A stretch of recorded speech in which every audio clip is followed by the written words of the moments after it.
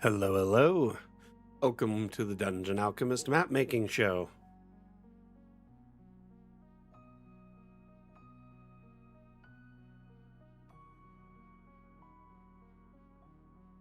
I hope you can hear me well. Excuse me. Voice is a little strained at the moment, but I think I'll pull through.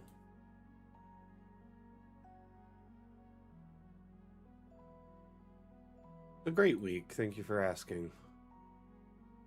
Speak up. Like I said, my voice is a little strained, so I'm going to try my best.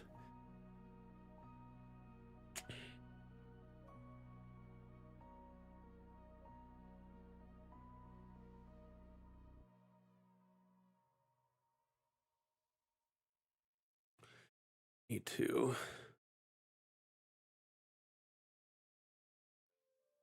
Okay, now I'm really confused. Stand by. One moment.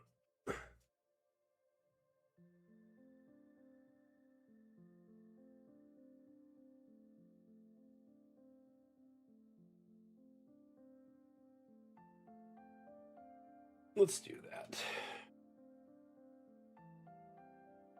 How was everyone's week going into their weekend? Hope you had an amazing, work week, or maybe you were, had some time off or whatever. And then I hope you're having a fantastic weekend so far. The damn show will start momentarily. I just had a bunch of Windows crash on me, so I just wanted to make sure everything was working. We're going to run right into our first segment. Well, before we do that, oh my gosh, did I forget to... Oh my goodness, I did make it. Let me hurry and send it.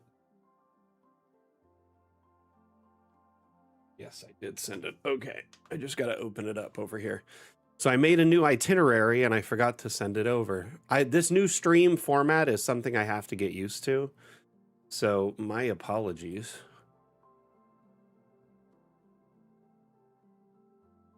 There we go. Got it.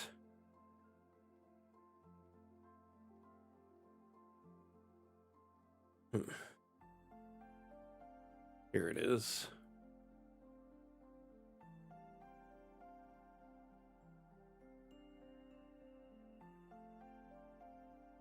Let's turn on the itinerary really quick.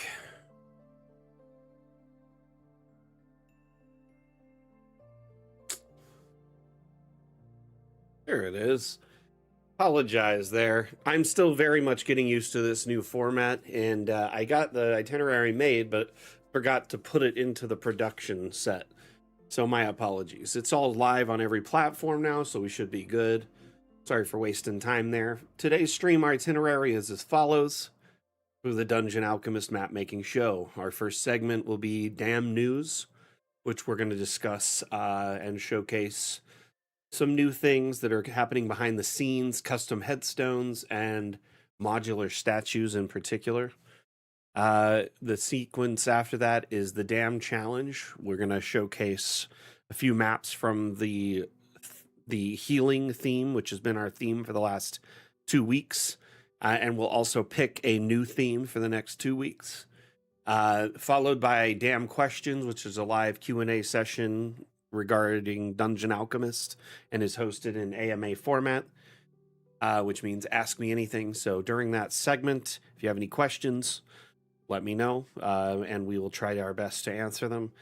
I unfortunately forgot to post a question reminder for our social media, people asking if they wanted to ask questions and get their feedback from various platforms. Problem was I set a reminder in my phone and I forgot to set the reminder to remind every week, like on repeat. It only did 1 week, so I failed big time. I'm hoping I can get my act together over the next week. Anyway, thank you everyone for being here. After that segment, the Q&A segment, we'll go into the Damn Workshop segment, which I would like to showcase campsite maps. I think they're kind of fun and always useful in pretty much any campaign. That is if we have time, of course. And then finally, Damn features the Edit Room tool, which I think is an underutilized and underappreciated feature in Dungeon Alchemist. It's very powerful. It can help you in a lot of different ways. So we'll take a look at that. Hey, Seisu, how you doing? Welcome back. So let's get right into it then. Our first segment is damn news. What else is on over here? Features, I see. And is my camera on? There it is. I just left the cap on, my bad. So, welcome back, everyone. My name is Mac, the community manager for Dungeon Alchemist. I've got some interesting things to share with you today. As far as news related to Dungeon Alchemist. Give me one moment here.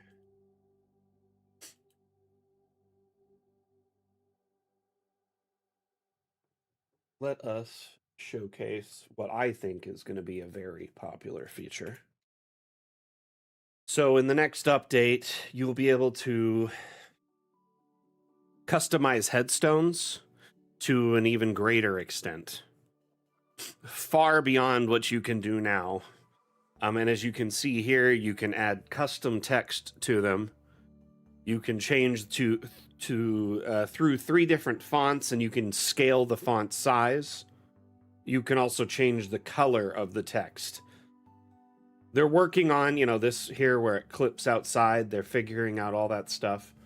But for the most part, this is a very cool new feature that is nearly finalized and will be in the next update.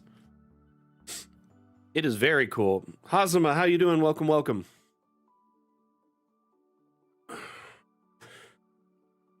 Hey, Paramedic Gamer. You helped kickstart this? Thank you so much. We appreciate the support. Tropism, no one else on YouTube? Give it a minute. YouTube usually populates.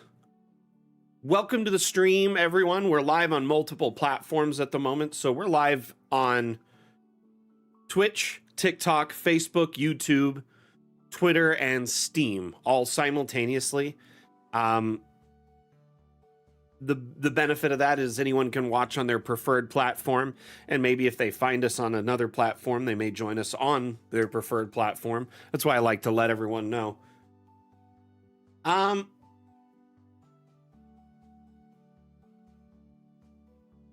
Hazama, I'm not 100% sure where this new feature will 100% apply.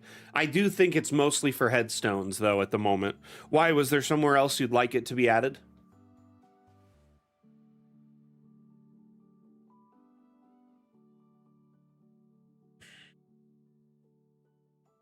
Yeah, YouTube usually fills up after people get notifications, which takes a few minutes after the stream goes live. Every platform's different.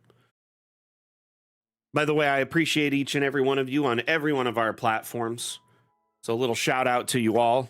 If you have any questions or concerns, feedback, suggestions, save them for our question segment, which will be roughly about an hour into our stream.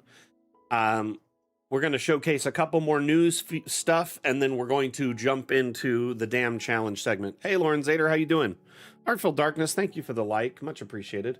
So I hope you all understand kind of how this feature will work, and keep in mind it's work in progress. It will be, fine-tuned and then available in the Fun with Objects Part 2.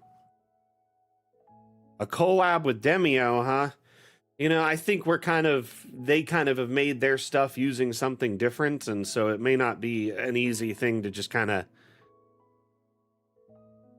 like mix the two, so to speak. It would be pretty cool, though. So many riddles on Gravestone.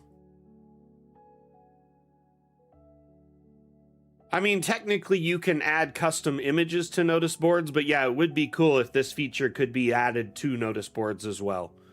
A lot of things we have, like store, signs and notice boards and stuff like that, you can add custom images to, so you can technically do this already. You can add custom images to a lot of paintings and other things.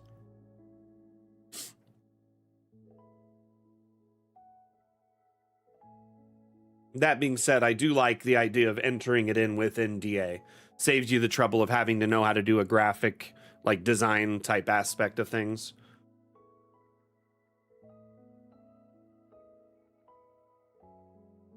You know what? I will let the devs know about that suggestion. One moment. I have. Where's my pencil? There it is. Pencil. Notebook. Notebook. Okay. Let me find a blank page. I'm getting near the back here. I'm almost filled this all up in the last year. I buy like 2 or 3 of these a year, usually. Actually, I think I got this one in like June-ish, July. So yeah, I do about 2 a year. Just filled with like notes from the streams, questions, feedback, suggestions. Okay, so the date is 12/13/25. I'm gonna just add that you all would think this would be cool on other things like signs. Gravestone text. Wanted on other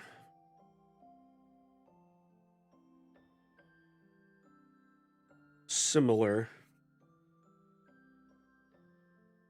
items, signs, etc. Okay. I'm going to add that so we don't forget about it later. Excuse me. Get some water. Got a bit of a cough.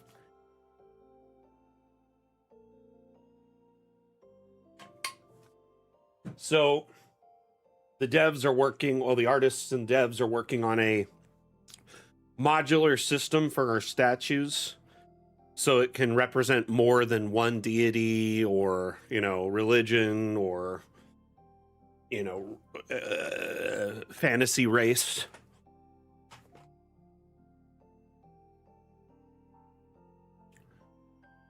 Wardian, how you doing? Welcome back.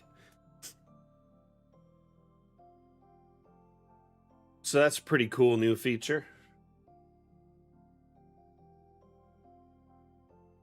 Yeah, this was shared on our social media and in Discord. I just like to share it here for anyone who may have missed that, because not everyone, you know, pays attention to social media or may notice that if they weren't on that day. Anyway, here's one other. Oops. So the devs are toying around with rotating objects and also how that interacts with stacking. Obviously, this is a work in progress, but it's just kind of fun to see where it's going currently. I'm very excited that object rotation will be included in the next update, because so many of you in our community have been begging for this for such a long time, and I'm so eager for you to finally get your hands on it.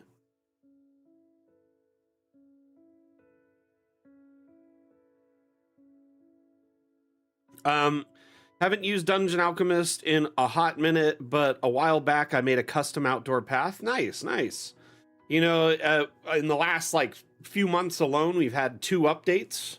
One major update where we added multi-level building, including building underground and above ground, all in the same map, and then roofing as well. In addition to that, we added an update like a month or so ago, month and a half, and that update helped improve the room generation, so it makes more sense and like puts objects in a more like reasonable areas, and added more of the new objects to the room generation, so a lot of the newer things also generate in the rooms. Keep in mind, multi-level building is, it's, you know, new, and it is demanding. It's like stacking multiple maps on each other. So if you have a 5-story building, that's like 5 maps. You know what I mean? But we're actively, you know, making improvements while we still follow our plan for Kickstarter, which was our various stretch goals. Our current stretch goal, Fun with Objects, we did part 1 of it. That's where, you know, you got like multi-level and roofing and a bunch of new object features and lighting. And then part 2 should release after the new year sometime. So anyway, moving on from Dungeon Alchemist news, I thought you all would just really appreciate those kind of new features. But yeah, the ability to rotate objects and stack them on each other, it's going to be pretty phenomenal if I don't say so myself. Can't wait to see what y'all come up with. Okay, so we're going to get into the dam challenge. Cosima, yeah, that's been, that's been reported a few times. We're investigating why it happens. It's kind of random and it's hard to pin down exactly why it does. So if you could, on the map where it is happening, if you open that map, here, let me load up DA and I'll show you exactly where. Stand by. So in Dungeon Alchemist, under the feedback tab, if you load up the map where you're having the bug, if you click report bug, it will open up a bug report menu here where you can give a brief summary, like a title of the problem, give a rundown of it, give the steps leading to it, and then a contact option like an email or Discord. When you send this to us, though, it will send a copy of the map to us to investigate. So the more information you give us, the better. This is for anyone if you're experiencing a bug in Dungeon Alchemist. When you do this, it gets sent right to one of our devs who then starts investigating it. They're kind of investigated in the order they were received, and they do their best to try and figure out what the problem is and then patch it out. And many bugs have been squashed because of this. So this here is the winning map for the dam challenge. I'm not sure why it was loaded without the name. I'm going to load it again from the workshop. So we're getting right into the dam challenge segment here, and I don't have as much time as usual, so I want to try my best to get, as many maps showcased as we can, including giving the winning map its due time. So this map here is from Tropism. Tropism, congratulations. I know you were watching at least earlier from YouTube. Hope you're still present somewhere. I just was so enamored by this map because of the hand-placed, like, eye-catching walkways and buttresses and, like, this area in particular really, really is impressive. Anyway, I found this map just, like I said, kind of enchanting and fun to like look at from different angles and explore from different angles. It is an impressive flooring layout, to say the least. And I just couldn't ignore it when it came to that. So it definitely became an instant favorite when I started looking through maps. So congratulations, Tropism, on your win of the Healing Dam Challenge. I will be reaching out to you rather soon. Before like Monday afternoon. And like right around Monday afternoon. And I'll be sending you a gift card for $10. That's your prize for winning the Dam Challenge. That's for Hero Forge, so you can get yourself like a free token or two, depending on their sales.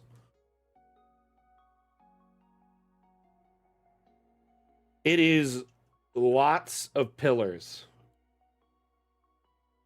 But I do notice that they're snapped into position. So he took advantage of the snap positions, which makes them a lot more seamless. You know what I mean?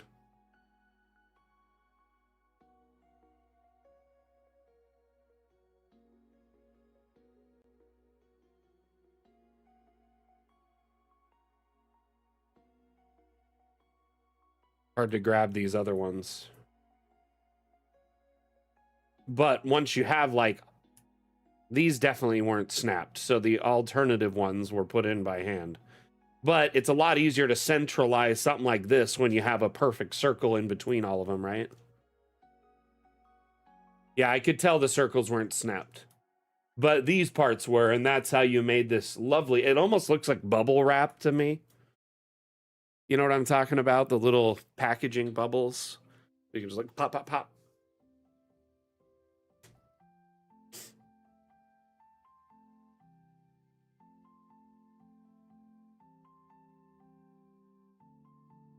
Yeah, and the thing is, these are all just pillars. They're just sunk into the ground.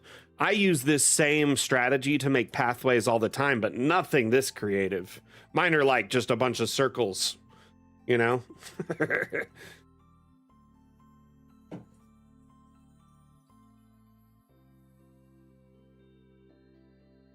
It's pretty cool. This alone was just so eye-catching, but then you come up over here, and then he starts making these cool patterns, and then, oh, cool. What am I looking at here? This is so insane. This looks so cool. It just reminds me of like 3D printed support structures, or maybe even like atom structures and stuff like that. Or like, you know, no, like elements, like atom structure. But it's interesting.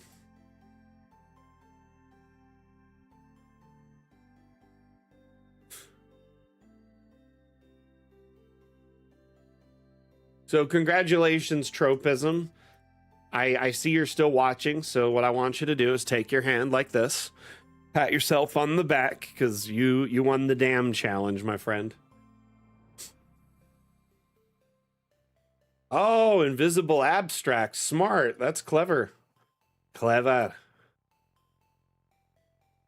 Well, let's put down a token and we'll walk through it really quickly.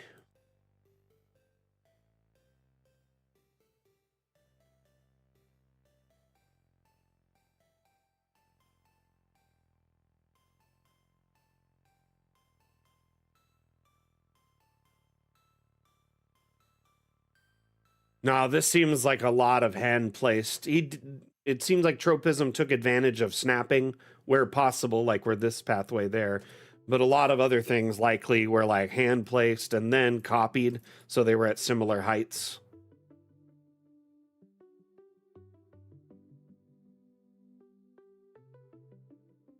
Dang. Impressive that I can walk through there.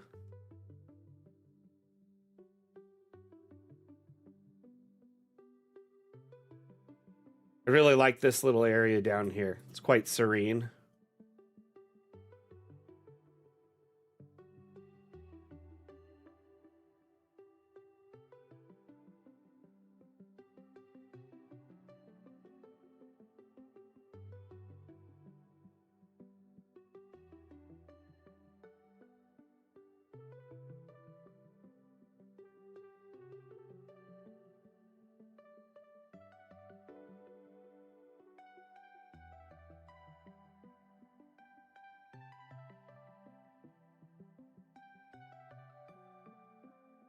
Very cool.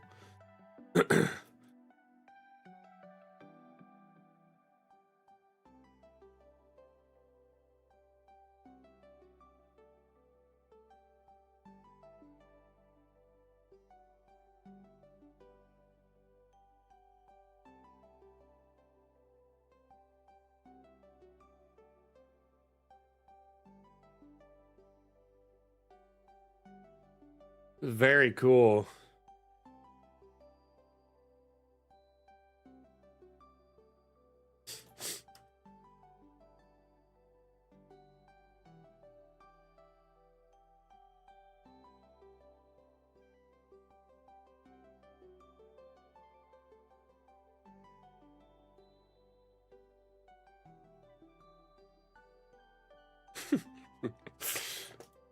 Y'all, I think I've been tripping my DM out because I've been asking him how much certain things cost. Like, hey, how much does lead cost per pound? Or a sheet this size of lead cost? Hey, Fox. Or how much does granite cost per pound? Stand by, everyone.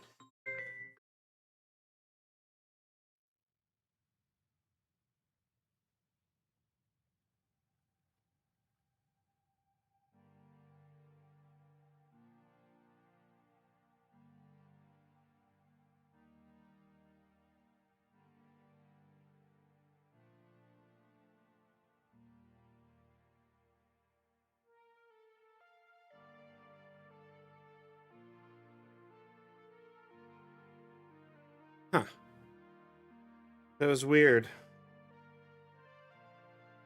I am not sure who that was. At first, it looked like it was my grandpa calling, but then it changed to another number. But he was the last person who called me, so I think it just bugged out for a second. That's why I like jumped to answer it. Weird. I'll figure it out later. Anyway, sorry about that, everyone. I don't usually get calls during the stream because I mute it. I am like so off my game today. Let me hurry and mute this, okay?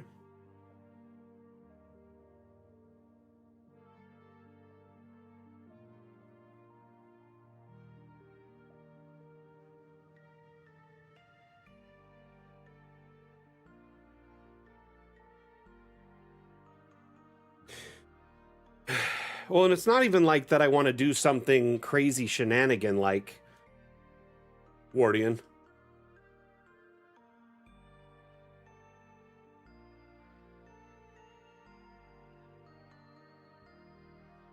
You know, I appreciate it, paramedic. Oh, you helped Hero Forge too with a Kickstart. Dang, man, you've supported some cool projects. Yeah, I appreciate anyone who has supported us, you know, from Kickstart on or even, you know, later on, but it's crazy how, you know, our Kickstarter has carried us so far. Wow, this is cool. Like this altar. I just honestly have such an amazing amount of respect and humility for our community. They've done so much to make this, you know, this project viable and sustainable. Both in, you know, like a financial sense, but also contributing ideas and feedback, suggestions, bug reports, you know, supporting our community initiatives, things like that. Goes a long way, you know what I mean? Alrighty. Lead, of course, would have a big price to it. I understand that because it has a use in a magical world. Normally, it's a very common resource, though, because it's like when a star explodes, the most common metal it makes is lead, if I'm not mistaken. So it's relatively common, like out of all the precious metals, at least. Anyway, that being said, I asked my DM like a cost of something because it's not in the book. The trade goods don't have every item. I asked him how much granite cost because it's not in the book. And he told me a price and I was like, kind of concerned because that's actually more than copper is, you know? So it's like, I got to make sure is this rock valuable or magical or have a unique resource in this universe that I'm not aware of?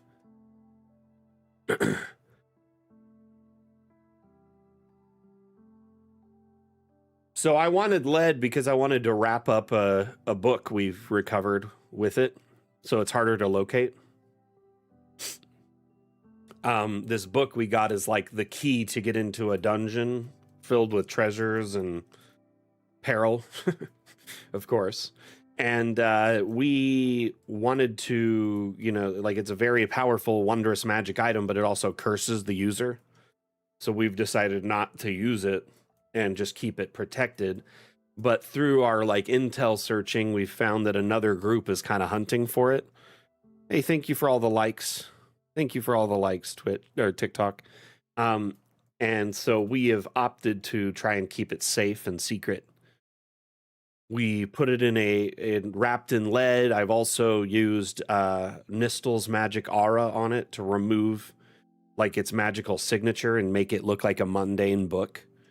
I've also hidden it away in a portable hole. In addition to that, that portable hole is actually like hidden in a secret pocket that I made during our downtime because I have like every tool ability because I have an all-purpose tool as an artificer. So I can essentially make all sorts of stuff, and I pair that with portent to make like a little secret pocket because I like do like magic because I have prestidigitation, so I'll often and I do card magic and stuff like that because I have the cartomancer trick or the feat. So I kind of wanted to like have the portable hole be like the like handkerchief sewn into your sleeve thing. So I hid it in my sleeve and then I can pull it out if we need to and then have like a the curse isn't worth it actually in my opinion. But so the book has a curse that essentially if you're attuned to it, it takes your shadow.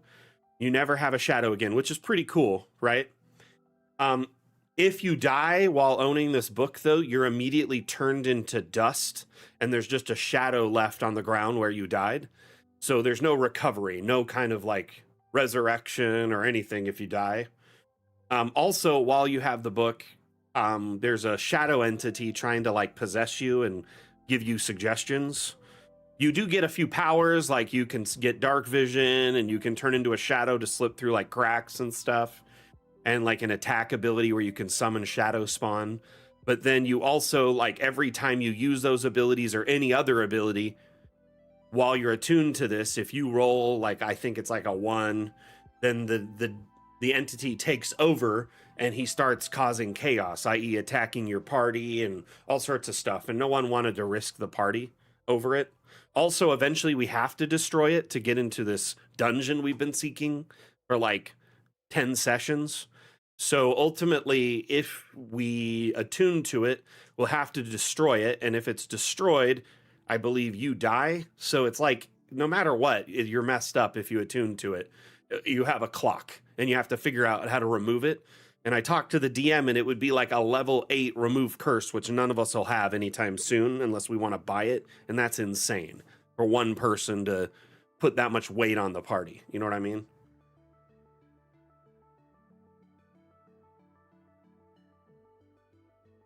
This map here is very enchanting and is an amazing runner-up. I was just in love with this moon shape here. This was shaped by hand.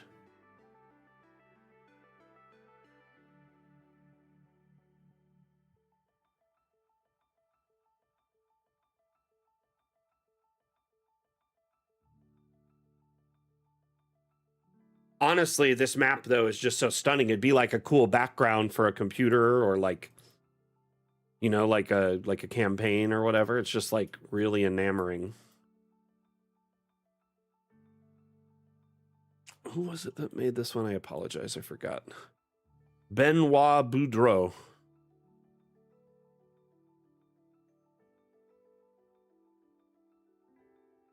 I love like the kind of decaying infrastructure here.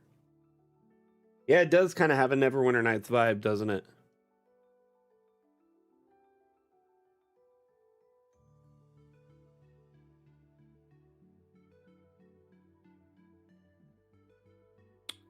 Hey, Cal, how you doing? Welcome, welcome.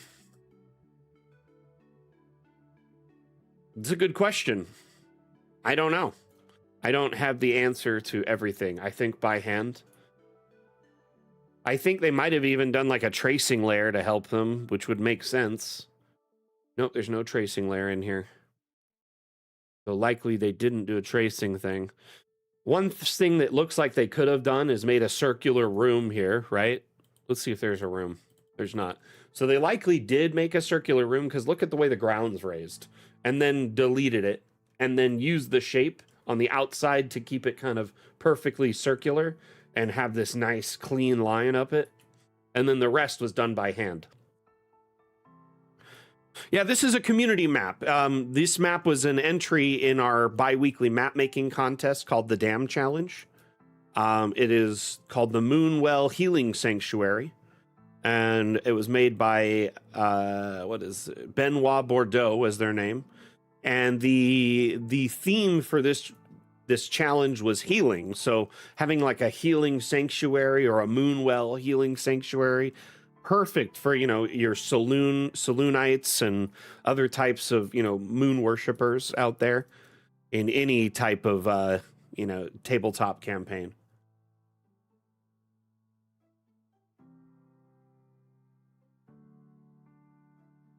It'd be a great wallpaper, Wardian. But random Ladybird, if I had to guess how it was shaped, that would be it. They made a circular room here, then deleted the room. So the room's just raised right above the water. You can see that. Then once they deleted the room, they just went through and kind of carved out the moon shape in it. Very beautiful, though. A lot of DA map makers are so talented and artistic. I think it's a great tool to really channel that artistic, you know, energy and creativity. because a lot of people have it but don't necessarily have the right tools or skills to do things with it. And I've always loved, DA for that reason. Helps me channel my creativity all the time.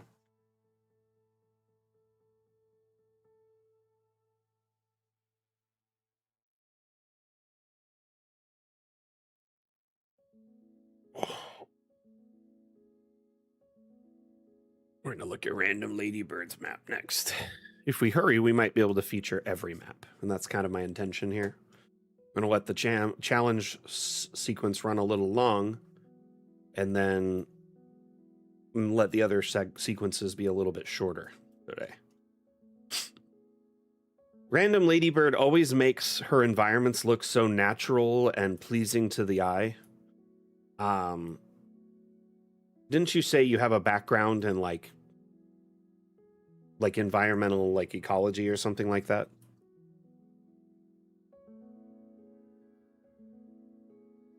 I can't remember exactly what you said because it was so long ago.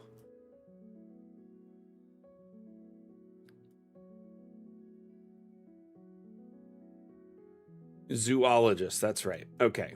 So, like, I remember when you made the spiral map, we talked about this. Hey, look at the herbs.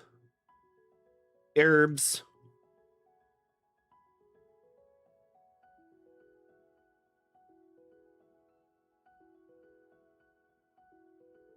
It almost looked like a spider at the right angle.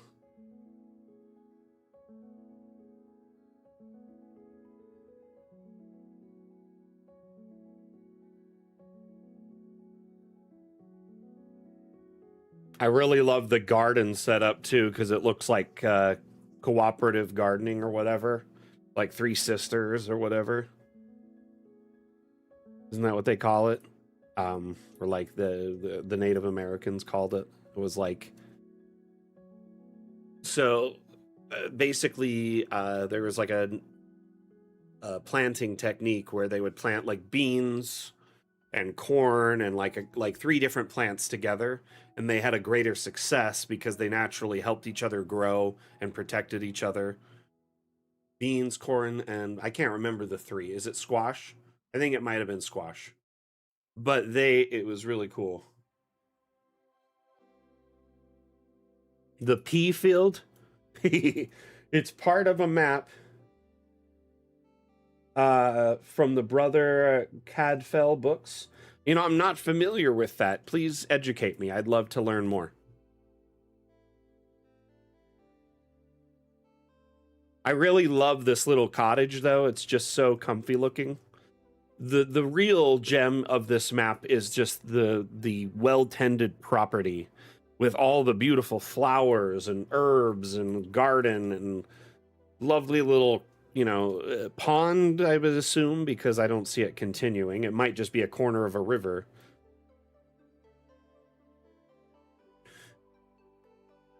A Benedictine monk who solves whodunits. Interesting. So, monk before monk.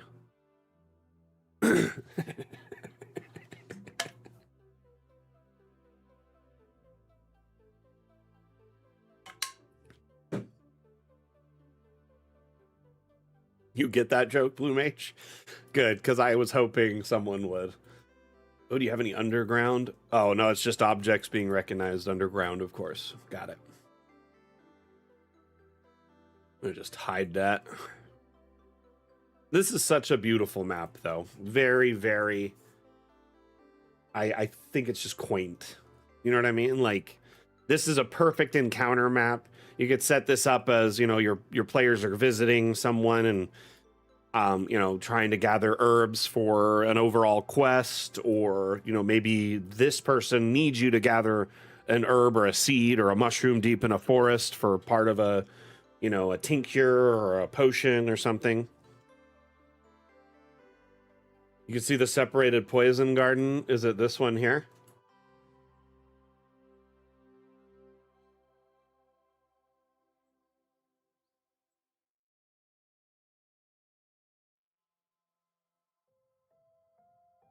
Very cool.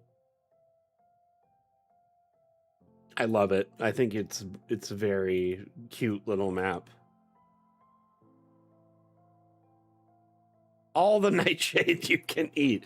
Isn't technically like a potato from the nightshade family, though? There's like a lot of plants from the nightshade family that humans eat or digest. Foxglove, goodness. Don't want to get anywhere near that. Eggplants and tomatoes are also nightshades. Yeah, and humans eat those all the time.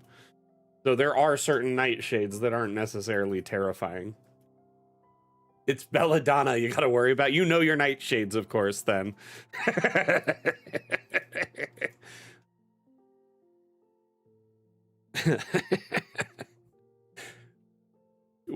You're like, hey, I know this subject.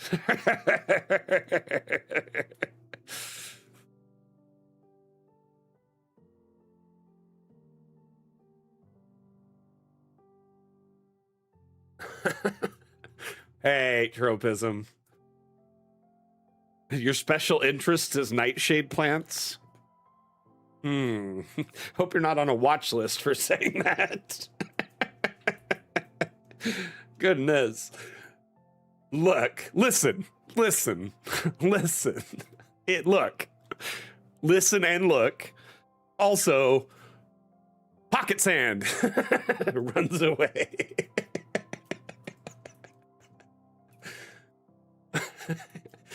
A nightshade elixir can be poison or tomato soup. This is true. A little bit nightshady. That's hilarious. Fantastic. Fantastic.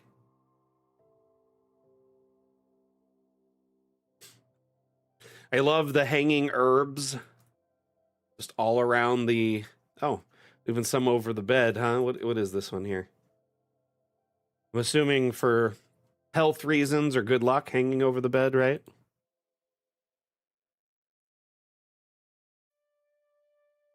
What do we got in here? Let me look in your closet over here. Will the real nightshady please stand? Oh my gosh.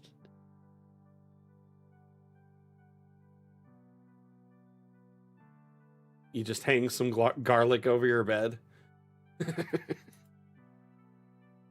So you smell when you wake up, but also, you know, just in case of vampires, really. That's the price you have to pay.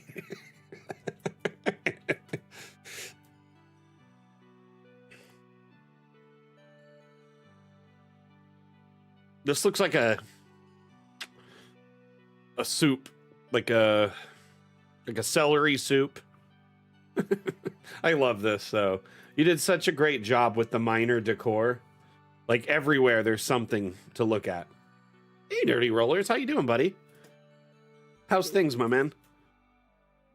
How's your streams? How's life? There's some bowls that have soup in them. Or do you mean, how do you make it IRL? But this here, you can change the soups in these when you're building your map.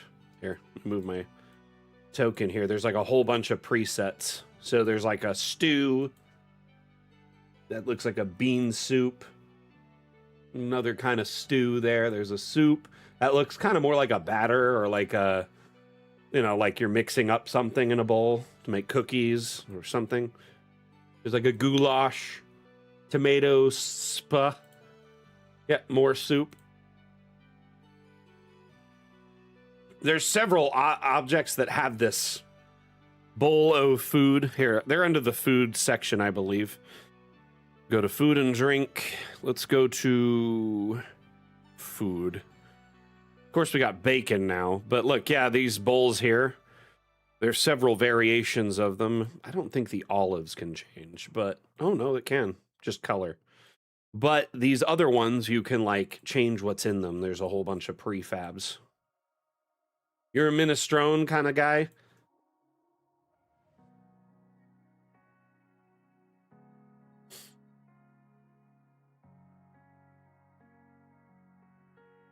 Minestrone's pretty good soup.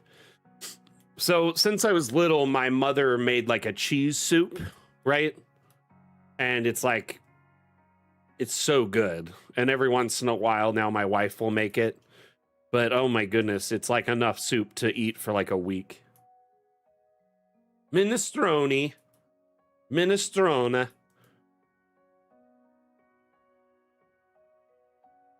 Tell my grandmother that.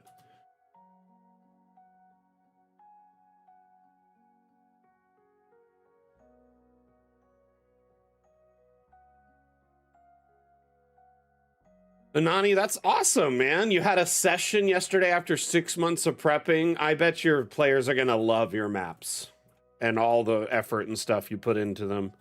And that's really cool that you painted a picture so well they were starving.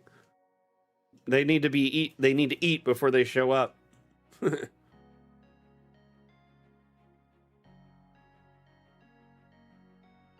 Are these bees doing a ritual over here? They're all facing each other. They're having a meeting of bees.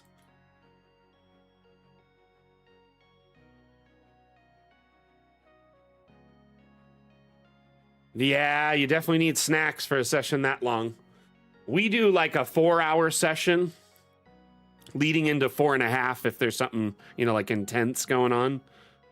But I'll be honest with you, I am always so happy that it's not longer as an older person. Now I'm getting up there in age, I feel like, and I can't sit long because I have sciatica.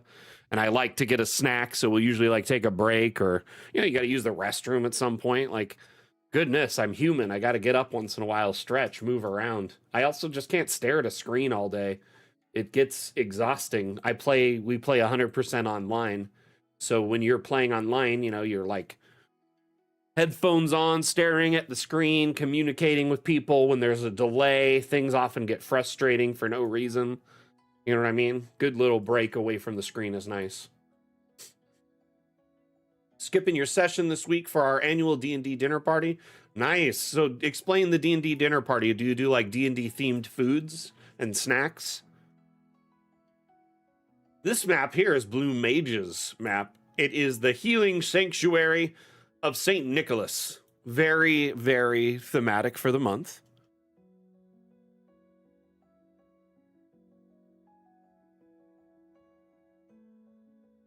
SpaghettiOs, that's all Dag eats. And cheese.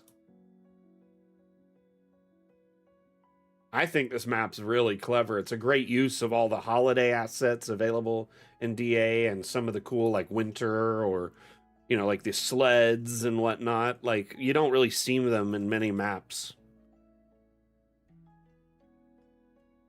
Ooh, a little hot spring action over here.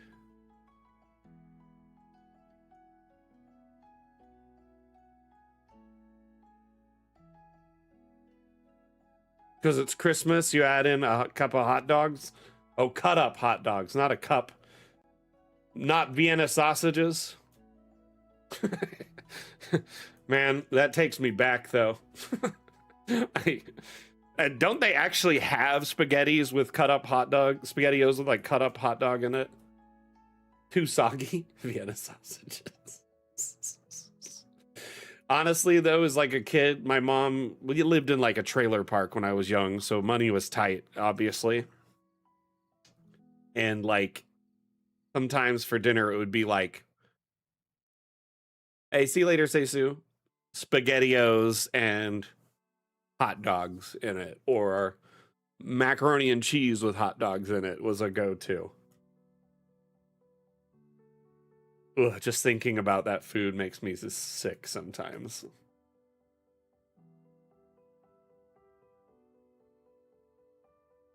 Oh my goodness, Blue Mage, why would you do that? This map is beautiful. I think it's amazing. This is really cool. First off, I love the aesthetic and vibe. And it's like, you know, you got the Christmas kind of like nutcracker vibe going on, mixed with like a little bit of holiday cheer. So it's like serious, but also, you know, fun. Holiday aesthetic.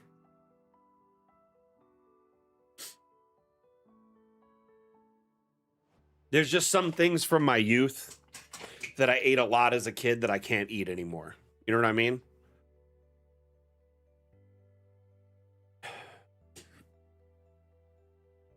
Like I can't eat bologna sandwiches anymore.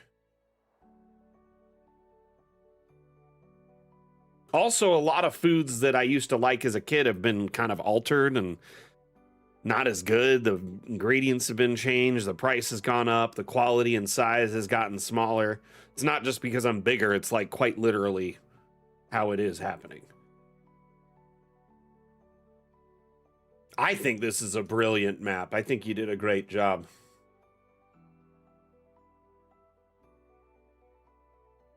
Did you put them up on the workshop, Blue Mage?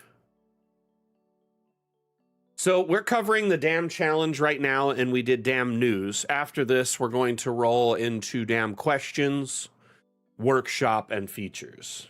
Probably only have time for 1 or 2 more maps. Hopefully, I'm trying to feature almost every map that entered. Been speeding through them. I know Chim is here. Let's feature Chim's for sure. I think Blue Mage did a great job. Raise of hands. Who thinks Blue Mage did a good job on their map?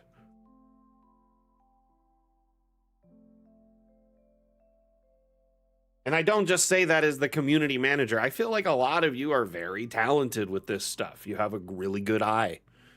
I feel many of you are much more creative than me. So, and the fact that you even put yourself out there is like half the battle. You know, making a map and sharing it with our community. I understand it. It's scary sometimes.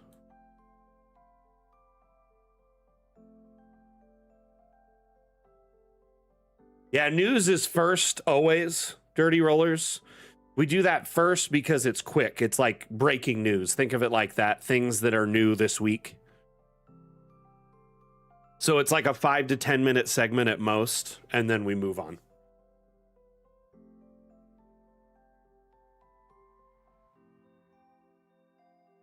A lot of people really enjoyed your map, man. Look at that. Look at all the feedback here. And Tropism over on YouTube even says they enjoyed your map with a raise of a hand. So I don't think you should be so tough on yourself. But yeah, definitely check out the VOD, my man.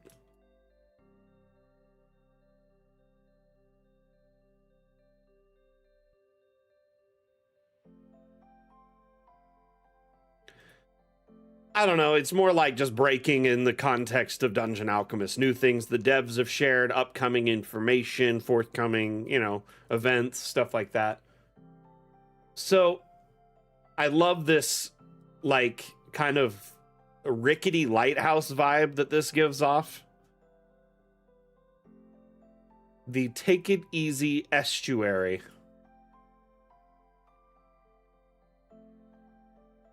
Where is your sign? I'm gonna find it.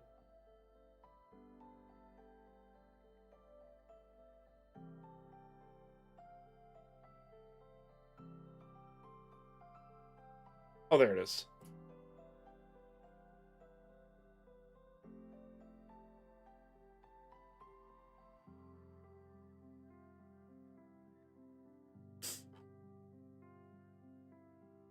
So we've got flamingos over here, which in turn means there's got to be shrimp in these waters, right? Because they wouldn't be pink otherwise. We've got some manatee. Oh, the huge manatee.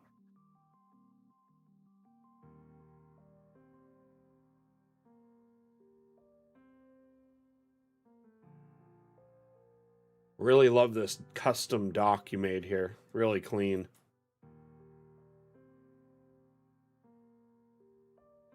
Yeah, those are walls, aren't they? That's very cool.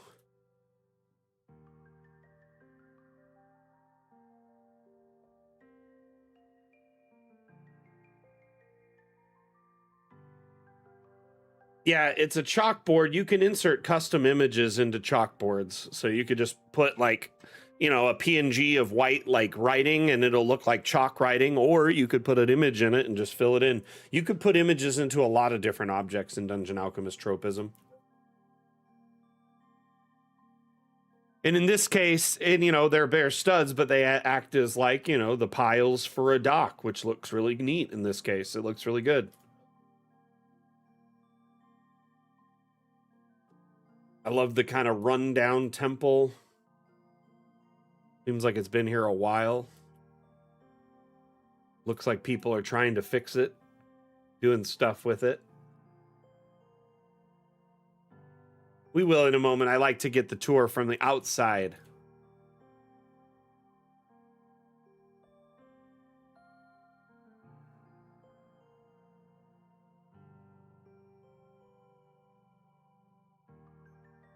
By the way, we need to start discussing a new theme for our next dam challenge. So let's start making suggestions.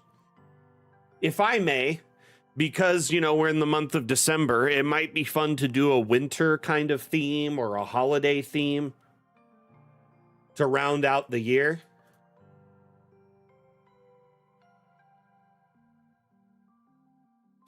I love this, like, ramshackle construction. Like, you know, someone moved in after it fell apart. They put in all this stuff and then maybe started fixing it up the best they could.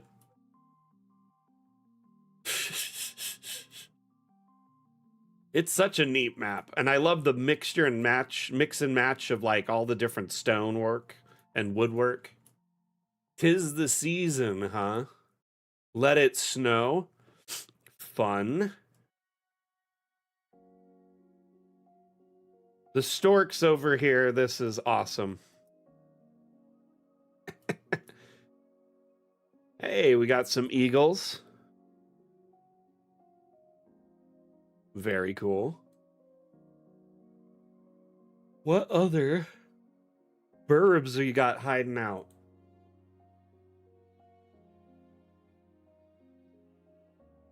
An osprey. It's a crane. Yep, I was gonna say that looks like a crane. We have a Daggett eagle.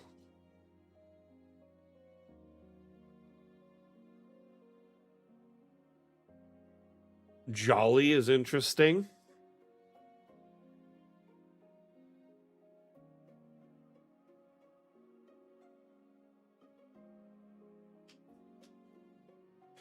You know, we've actually done that as a theme before, interestingly enough. Hey, look at that. It's an inflatable alligator.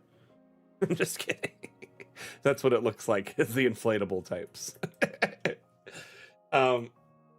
Winter Wonderland, because we had an update titled Winter Wonderland, and when it launched, we did a dam challenge for that.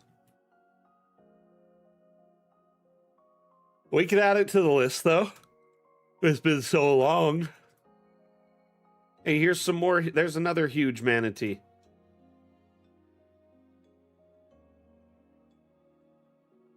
No, you were not. But you know what? That's part of the reason I like refreshing and redoing themes, especially after an update or 2 or 3. It's kind of nice to do it again, because then maybe different aspects of that theme can be addressed. One of the first updates. Been a couple of years since it came out, for sure. Atlam, are you taking note of all these theme suggestions? I love the owl right there. Then we've got the seagulls. Mine, mine, mine. Pelican and stork. Or no, those are white pelicans. Never mind. I guess there was. Are there storks? I thought there was. Yep, wood stork. There we go. Just getting them confused. So many burbs in here. What's up, Serpent? How you doing? I like that name. That's clever. It's very clever. We're going to drop a token in here. We're going to click the icon, and then we're going to take a tour inside, and then we're going to wrap up the dam challenge segment.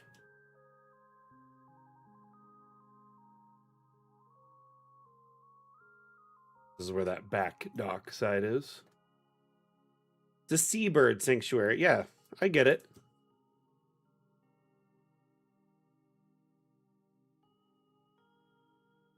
I was more just commenting on how many you managed to fit in here.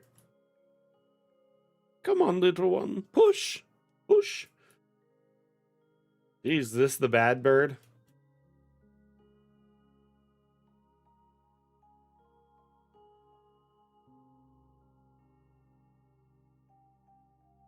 Excuse me.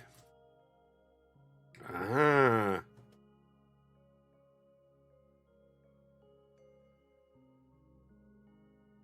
Let me... Oh. I just fell.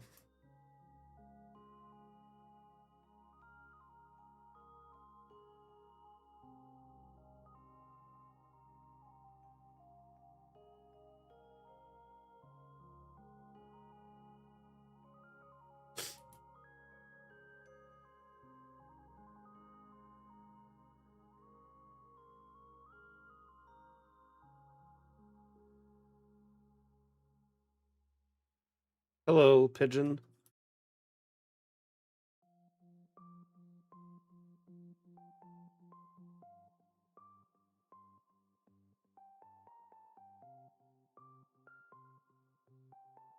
Man, these staircases going up and walkways, this is clever. For sure. I like it. Very cool, Chim. Good job. As always, very clever, very fun, and unique. Okay, we're going to move on to our next segment, all right?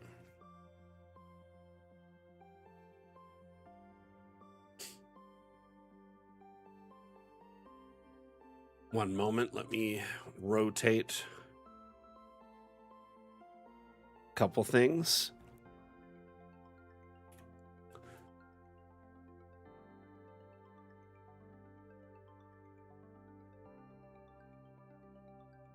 Alrighty, so I'm going to open the floor to our chat here.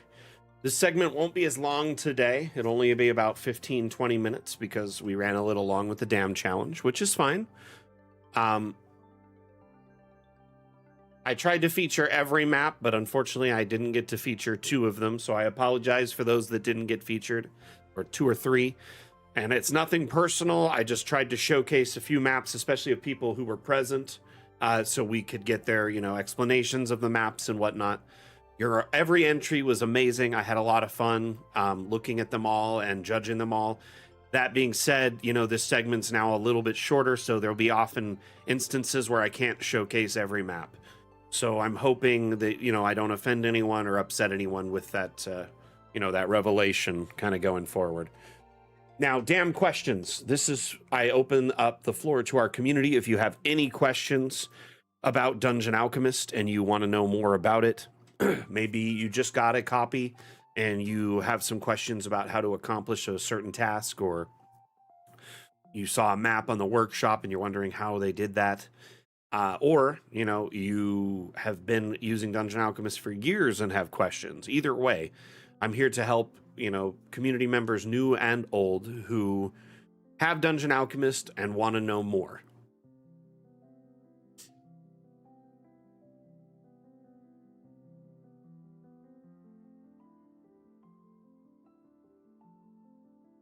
So, actually,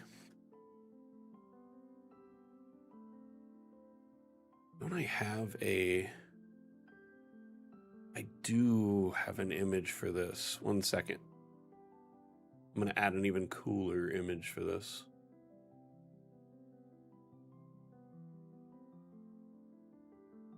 And my...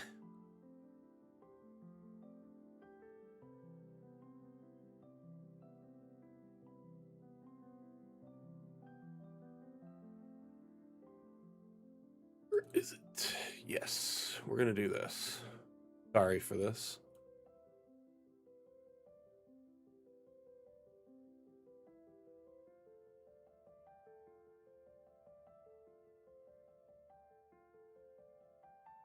Hey, I'm back. Stand by. There we go. This will be fun during the question segment.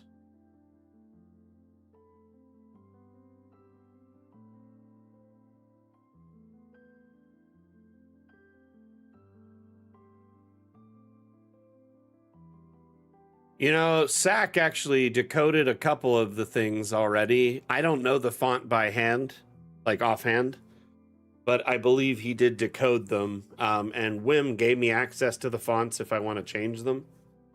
So maybe in the future I might encode some messages in there.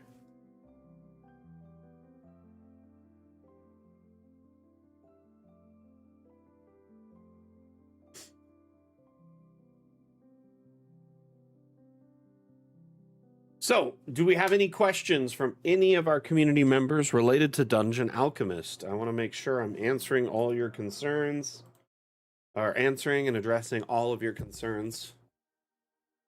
Unfortunately, Dag, I don't know the answer to what it's saying on the screen there. I just know Wim likes to hide little fun phrases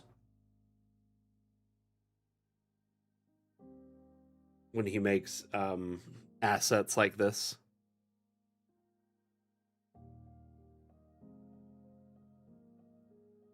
You know, there was a question that came through on our social media just yesterday while I was having my off day, and it was on Instagram, I believe. And the user was curious if we have any information or tutorials about stairs.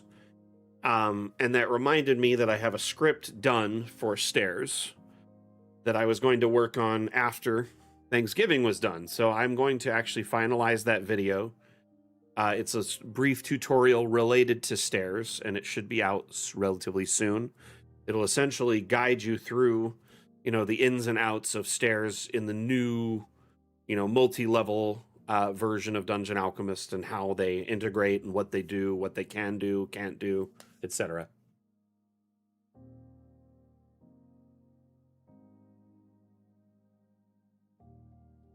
So, ultimately, we will have, you know, more tutorial videos coming out very shortly, at least on my end. And I know our community really enjoys those videos because they're methodic, cover everything end to end, and usually, you know, are requested by our community. So, yes, the ups and downs of stairs. Yeah, exactly, Dag, and I appreciate that sentiment. It is kind of hard to make tutorial videos when, you know, every 6 months to a year they're constantly outdated. But that's why I enjoy the streams particularly. It's a fun space to teach people stuff in real time related to Dungeon Alchemist. Now, speaking of which, I'm just going to bring over DA and we'll open up a new map. Yeah, that's another reason we haven't done localization yet, exactly. Localization, i.e. languages for other countries, the devs have made so many changes in just like the last year or two of DA that we'd have to go through and like redo all the language translations like over and over and over again. And I know that's kind of an excuse to not do it, but at the same time we do that so we can continue pushing out updates at the scale and, you know, time scale we are, or time scope too, that we are. As a team of, you know, less or around 10 people, it's kind of hard to also incorporate translation at this point. But once Dungeon Alchemist gets closer to full release, leaving early access, then yes, we will start doing localization, translation for different regions, especially those that are our most commonly, you know, associated with DA. South America, we get quite a few hits. We get quite a few in, you know, Asia, China, in Japan. We have people, you know, as far into Europe as like Russia and other areas. So I think it's kind of interesting, you know, like all over the European Union, all over, you know, there's people in South Africa that use Dungeon Alchemist. There's people in Turkey that use Dungeon Alchemist. It's pretty cool. The wiki was being translated into Spanish, and the person who did it, I don't know if they like just kind of got bored or gave up or whatever. But it's always, you know, if someone's interested and knows what they're doing, we'd be open to it as well.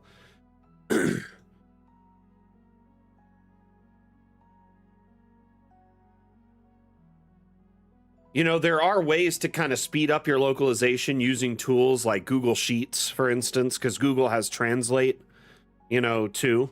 So you could put in a whole list of words and terms, you have to build that base sheet first, which takes a long time, right?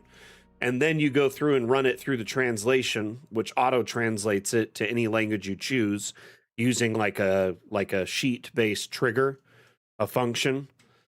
But that's only as good as Google Translate is. It lacks context and it might not be the correct translation. Fat Cat Gamer, welcome to the stream. My name is Mac. I'm the community manager for Dungeon Alchemist. Right now, we're in a segment called Dungeon Alchemist or Damn Questions, which essentially I open the floor to the community to ask questions about Dungeon Alchemist, which is a map making tool available on Steam. And if you have any questions that I can answer right now, I will do my best to address them. You know, while we are waiting for questions, I'm going to open a couple more damn challenge maps. So essentially during this stream, we have several segments. It's a variety stream where we answer questions related to our product, showcase community maps. We have contests for making maps as well, and earning prizes, things like that. But yeah, when you make a map in Dungeon Alchemist, the map format is saved as DAM, which stands for Dungeon Alchemist Map. So we kind of lean into that a bit with our stream with the damn questions segment. Let's add all these layers of this building on. Ooh, that's really cool. So Rev made this map, and it looks like essentially this planet was dying due to like cataclysmic magic events. And anytime a spell over a certain level is cast, it would make the world kind of like fall into chaos and destroy things, the environment and the atmosphere. So they're essentially terraforming the planet again. Excuse me. Hey, see you later, Dag.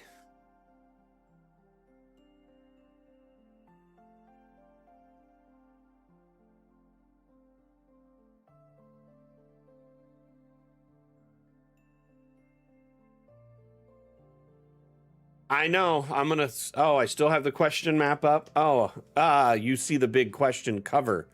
Yeah, you're not allowed to see this map, actually. There you go. So essentially, this map is what is like a destroyed kind of environment, and they're trying to fix it. And it looks like it's starting to become successful, at least in certain pockets.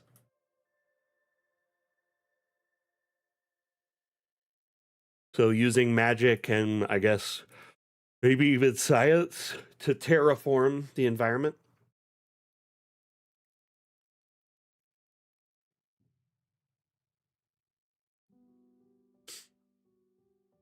It's pretty neat. Doesn't look like we have any questions coming in today, which is fine. I will leave the question tile up, and if any questions come in, we will definitely answer them as they do. I'm watching all the chat feeds right now. So if you are in any platform watching at the moment, you have any questions about Dungeon Alchemist, whether it's about what you're seeing on the stream, or you're curious about it because you're interested in buying, or you have support inquiries. How am I today, Cronclor? That's a good question. I'm good. Got a bit of a sore throat, if I'm not lying. I have been I don't know, just kind of combating some kind of itch in my throat the last couple of days. So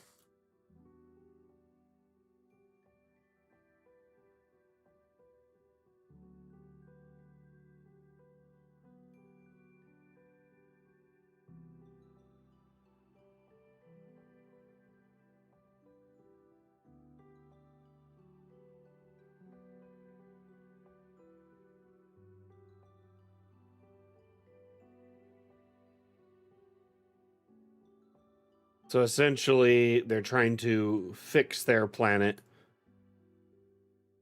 or their, environment using this cool kind of terraforming method. Cronclor, how are you? In fact, how is everyone right now? Yep, that sprinkler that's pumping, water from from a dimensional plane, it looks like. So they got like a Stargate here. Oh, I imagine, Cronclor. Like, honestly, we decided to do a side quest this last session, which I Like we kind of needed a break from like the constant overarching sessions that were crazy. You know, we just barely completed an arc, and so we needed a break. And now going into the new year, a few people are saying in our group that they're going to have trouble scheduling over the next couple of months. And our DM is in high demand because he's a paid DM and he has several groups. And so unless you schedule out like at least a month in advance, you're not going to get a schedule like a day. So we essentially have been, you know, trying to work out a day that's like a set day every month for us, you know, like a set first Sunday every month or something, or first or second Sunday every month. And then we're hoping to try and book out as much as 2 months in advance if we can, maybe a month and a half to 2 months. But it's kind of hard sometimes. Like one of our people in our group says that they're going to go visit their family in March, but they don't know all the particulars, and their family's organizing and paying for it.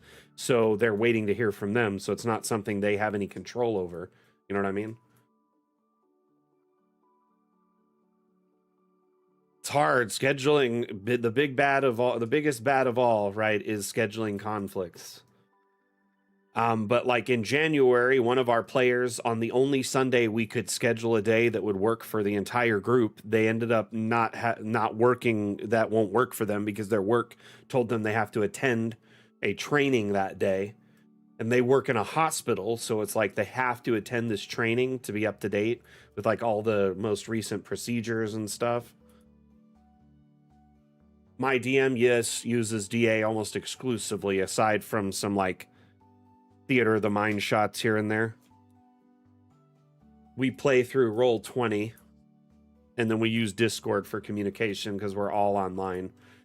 Half the group is my family, myself, my wife, and my son. So we're all in the same home, but just on like different computers. And then the other half of the group is a few of our friends. One of my wife and I's mutual friends, and a couple of my older friends. One of my friends from when like you know, when I was younger, one of my first roommates and oldest friends is in our group. And then one of our kind of mutual friends here, well, a couple of our mutual friends from Vegas are in the group as well. But one of them moved away from here like a year or two ago, well, about 3-4 years ago, and lives in Arizona. So we're all just kind of meeting up online because it's convenient.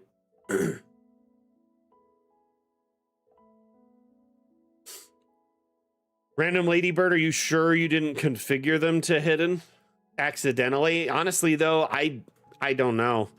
There are like Steam moderation protocols. They may hide it if they find or deem it needs to be hidden for any reason. I'll be honest though, it could be any number of reasons. Auto moderation, it could be an accident on your end, or it could just be like a bug in Steam or disk or in DA as you're uploading it. Atlam, I honestly also deleted one of their messages the other day, if it's that same name. Very cool map. Let's move on to the last entry from the Dam Challenge while we're waiting for questions to come in.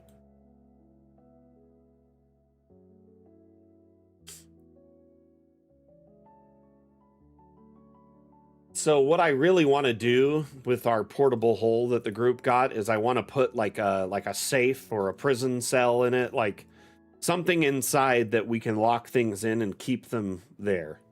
So let's say we capture someone for a bounty, or maybe we have someone we're trying to keep safe. It's either a place to relax and keep them safe, like an NPC that we're escorting from A to B, or it's a place to keep a prisoner. And I know, yes, there's only 10 minutes of air in a portable hole. I've already worked that out. That's not an issue for my wizard who has tons of spells at his disposal.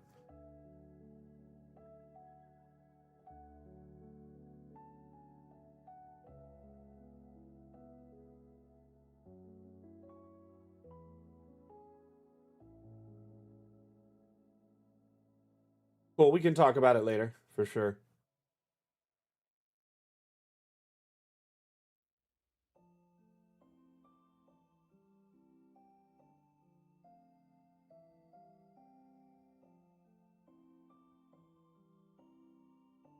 Yes, this is a downloadable asset from the workshop, and the rotating skybox also an asset from the workshop. This snow, I believe, was uploaded by Asmodeus. It just kind of is a light sprinkle, simple sprites of like, it looks like paper almost. Simple flakes. Works perfectly, though. Very, very cool, like, addition to a map like this. Sherlock meowms.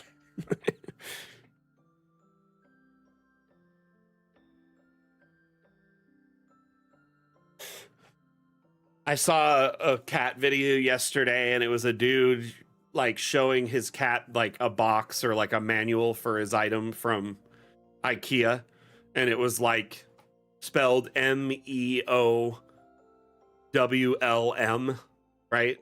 And then he asks, or it was MEOM or something like that, and he was like asks his cat, he's like, "Can you read this?" And the cat looks at it for a second, and he's like, meow, like the exact way it's spelled. It killed me. I was dying. I definitely think it'd be cool if we had a snowfall asset like this in the environment, or rain, or, you know, like clouds in the sky that moved, things like that. Maybe thunder and like lightning, at least, you know, stuff like that would be cool effects that we could add in the weather tab.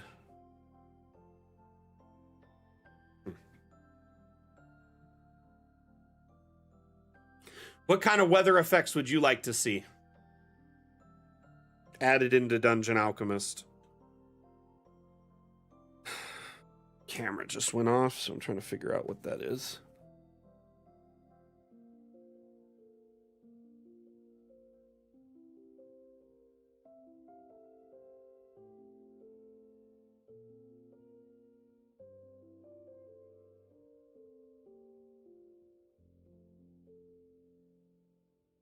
Yeah, you might have set it shared privately. If you have it set to private or friends only, it might go hidden.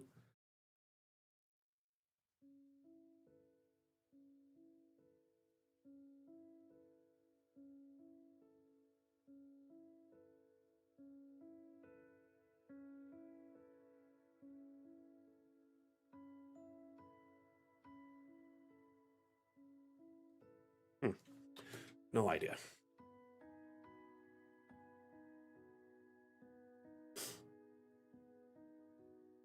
This map here, though, was shared by Quibi, who is a new entrant. I think we had two new enters here: Boudreaux, Benoit Boudreaux, and Quibi.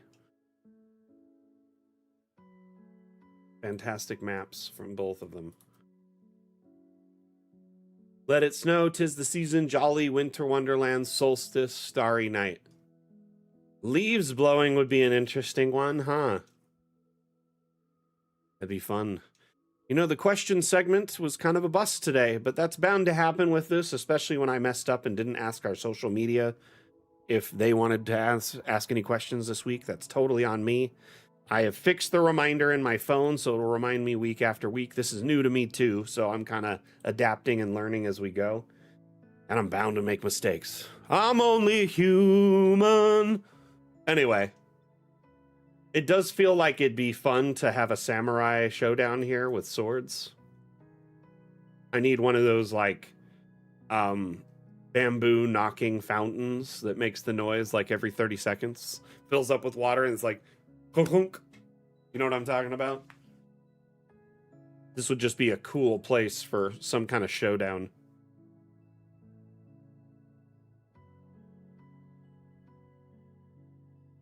Solstice is good. It's summer for you.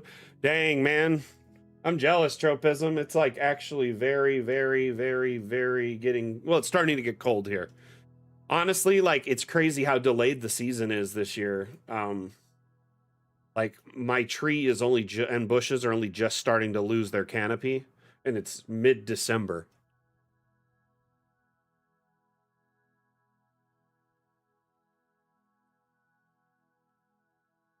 There's a scene in Kill Bill where they like fight in the snow in like kind of a snow garden type situation. Similarly, instead of elven, it's like a Japanese garden, but it's pretty dope. But this has similar vibes to that. Kill Chill. Yep, it is indeed in Kill Bill. Like, I see what you're going for there.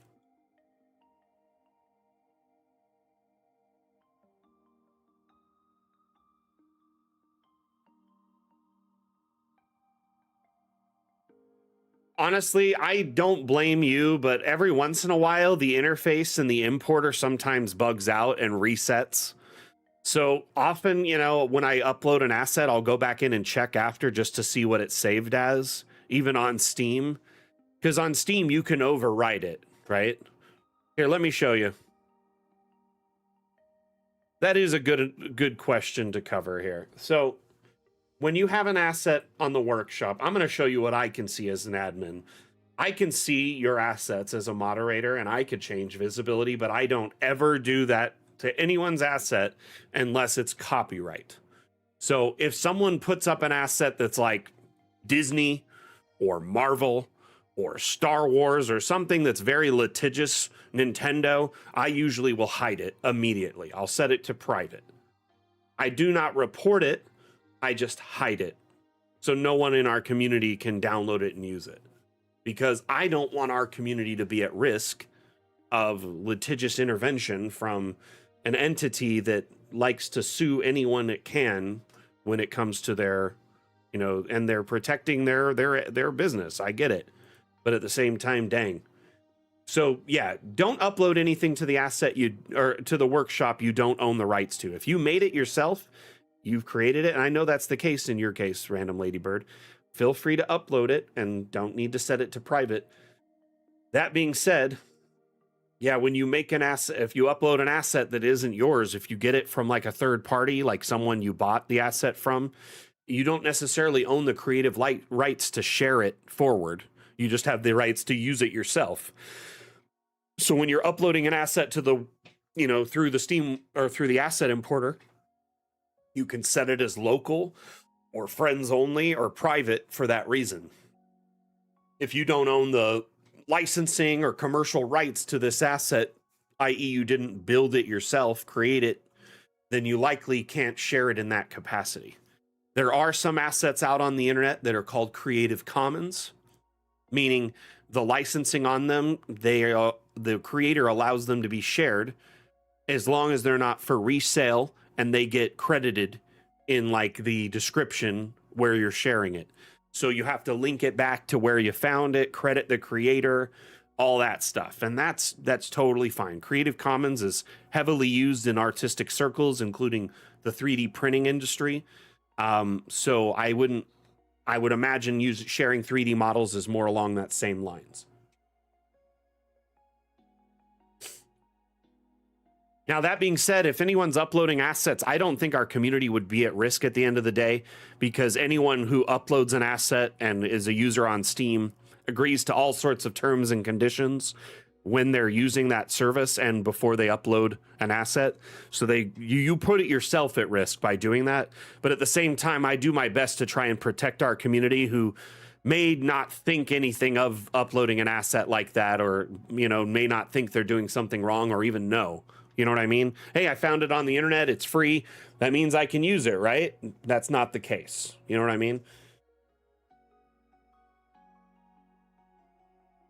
By the way, any assets that I've uploaded to the workshop that are under my name, under MacX3D, you can use them in your builds. You don't have to credit me, but if you do, that's fine. They're 99% of them are made by Mrs. Mac, and I kind of like draw something on paper or make something in like a simple Tinkercad, and then she takes it and makes it to the max, like makes it way better, makes it more awesome. And then she's totally fine with sharing them with our community because she made them for the community. So the point of it is if you see them under my account, you can use them in your builds, and you can use them even for resale in your maps. You know, if you make a map that's part of a, you know, a campaign that you are a paid DM, or you're making map packs and selling them, I don't have a problem with it. Anyway.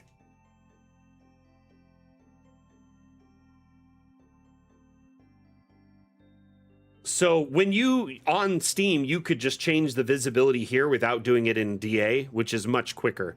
If it's set to hidden here, just change it to public or friends only if you know it's yours, and then you're good to go.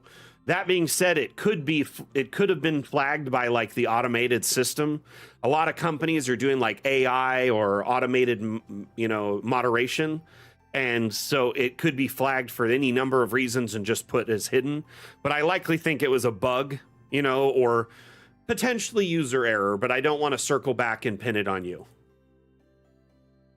That being said, I'm glad we were able to address that.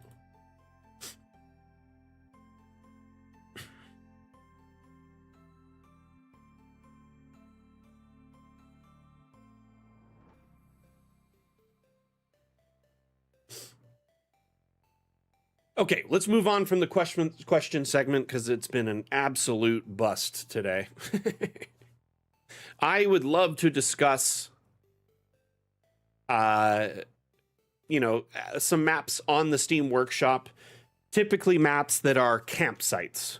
There are a lot of maps that are themed in that aesthetic. I didn't really download any because there's just tons and they're simple. Usually, like, here's a simple one here. The Little Oasis is a campsite. Little battle map / campsite, or you could just type in camp, usually finds a lot.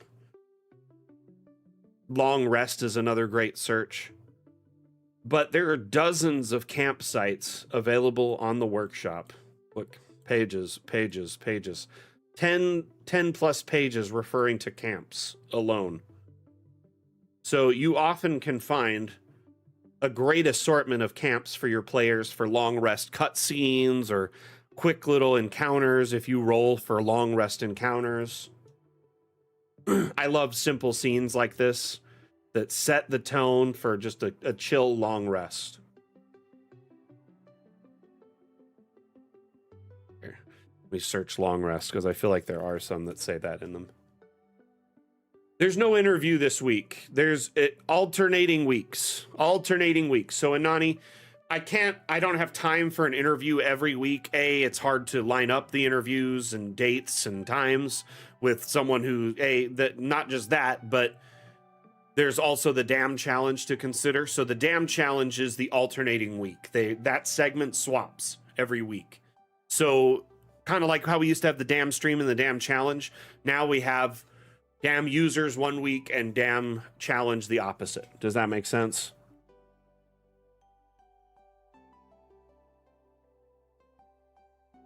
But next Saturday, our interview will be Asmodeus. Okay. So I do know he will be our next interview. If you have questions related to asset, creation, importation, maybe his map making aesthetic and ideas and style, things he wants to see in Dungeon Alchemist, whatever.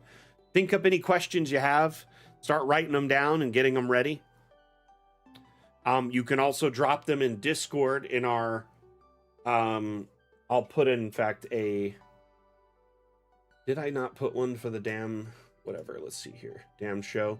No, I need to make one for the 20th. I'll put one up today before the end of day for the 20th and 27th so we can get those next couple Dam shows, questions and whatnot covered. So you can ask questions for Asmodeus in there if you're not going to be able to attend the stream in a post in our Discord, or I will ask in our social media if you have any questions for us or, for him. That being said, that segment will be roughly 45 minutes. And then on the 27th will be our next Dam Challenge. And then on the 3rd will be our next interview. And that interview is a very special guest. I've been able to lock in one of our devs for an interview.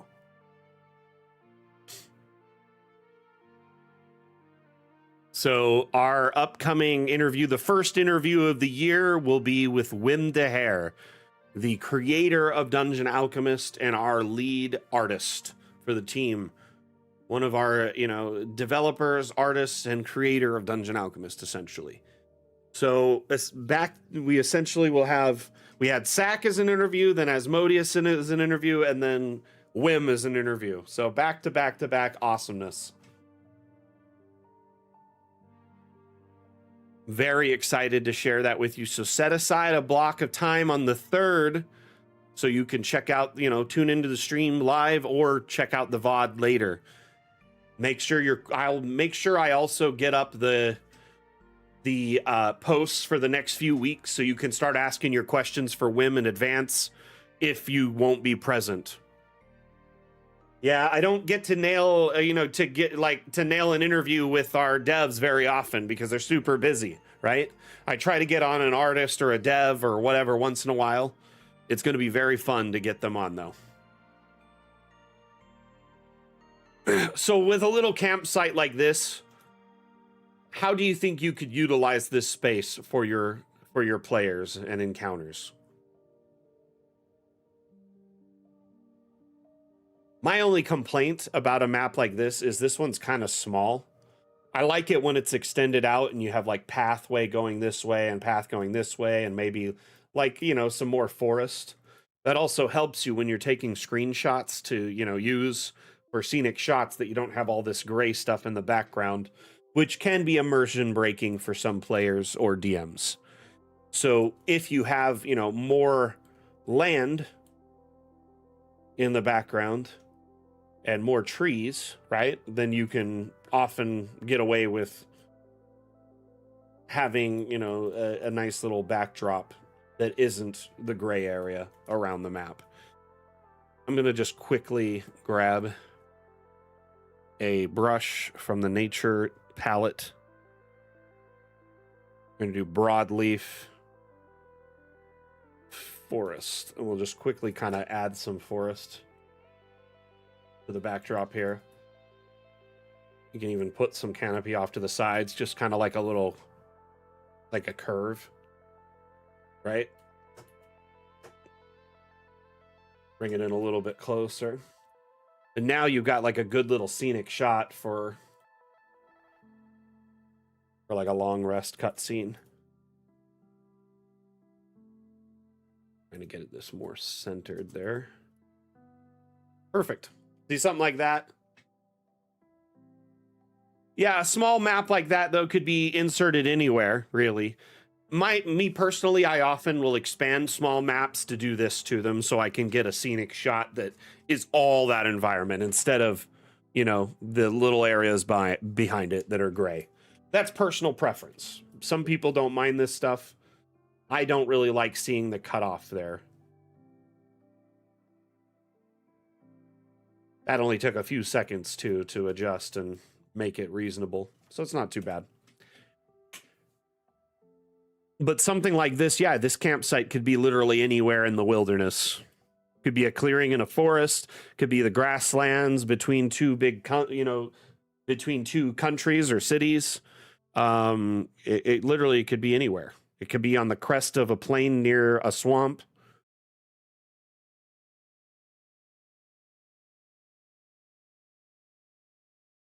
There is a dedicated channel just for questions, and each segment it's the Damn Show questions channel in our Discord. I have a thread for the 13th and the 6th. You can go in there if you have any questions, and I'm going to make one for the 20th and the 27th and the 3rd, the next few streams, so they're done in advance. I'll also remind people weekly on social media to ask questions there. And I put them in a Google Sheet with all the, the usernames, their platform, what they asked, the link for where they asked it, and then we've been kind of coming up with a format for clipping the videos. Infernozilla has been helping me with that, so we're going to clip the videos and caption them, and it'll essentially be a quick 30-second to a minute 30-second answer of me describing, answering the question, but first reading it out loud and then answering it, so it's like anyone can watch the video and learn from it.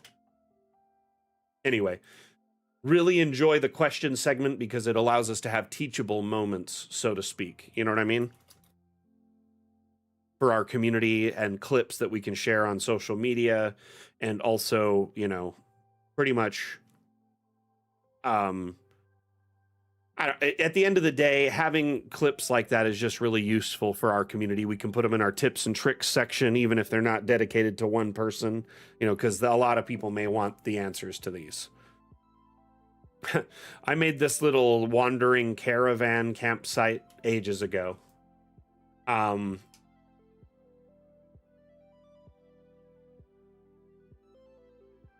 feel like, man, it's been a while.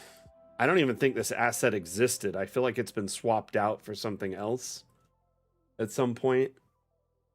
Like it used to be a different one. That being said, like I went through and made a custom wagons, a bunch of them, because like we don't have a lot at the time, so I wanted them to kind of all stand out and be fun. See ya, Nani. Yeah, congrats again to Tropism.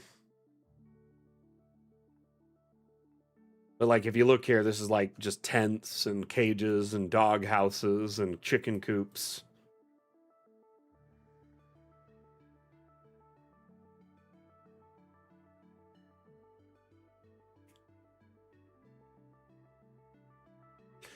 Kind of wanted it to have that like wandering caravan vibe of like maybe even like a circus group or like, you know what I mean?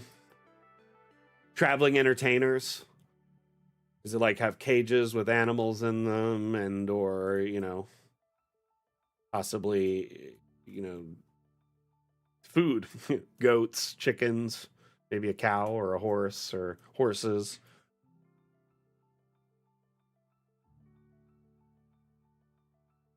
A good campsite is a great space for an encounter. And something like this, your players could be traveling in the evening looking for a place to camp and come across this group of campers already, and they have to keep moving on. So maybe they waited too long to take their long rest in the day, and the ideal campsite that they knew was up ahead is already in use.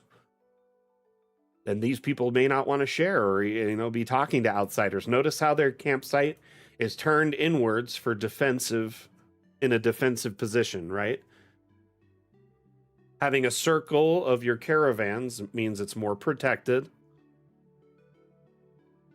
Harder for, bandits, animals, whatever, to get in and attack you.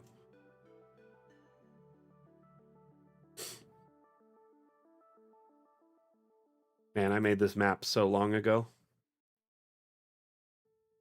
I feel like parts of it have slidden like away from where they used to be. It's okay though.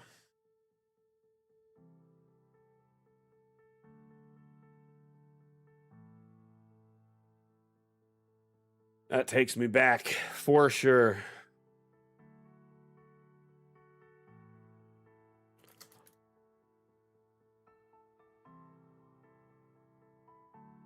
I really like to just kind of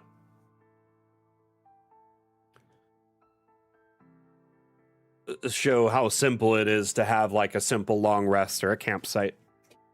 A lot of these are just basic maps that could be whipped up in a few moments. Great use for the group. Just if you're traveling at any encounters through, certain regions, swamps, forests, whatever, it's nice to have long rests for all of them so your players have some kind of scenery at least for them to have encounters for RP or possibly get, attacked or visited or whatever.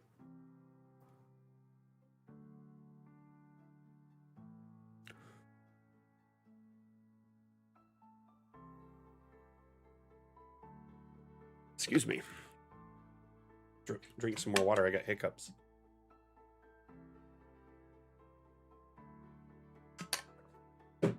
Alrighty.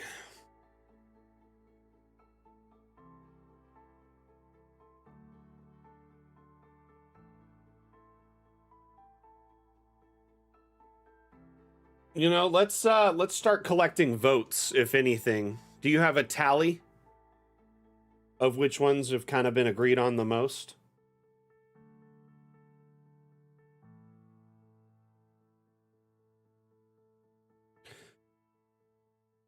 I was really hoping we could lean into the winter theme before year's end. That way we could get a lot of ice and winter and snow themed maps.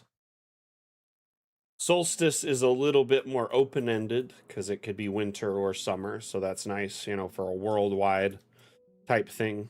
However, when we're trying to get more of a certain aesthetic, that kind of thins it out, so to speak. But I'm open to that, so it's not that I'm against it. I was just hoping to get more winter-themed maps on the workshop. Let's see here. Let me open up any more campsite ones I could find really quick, and then we'll move on to our final segment.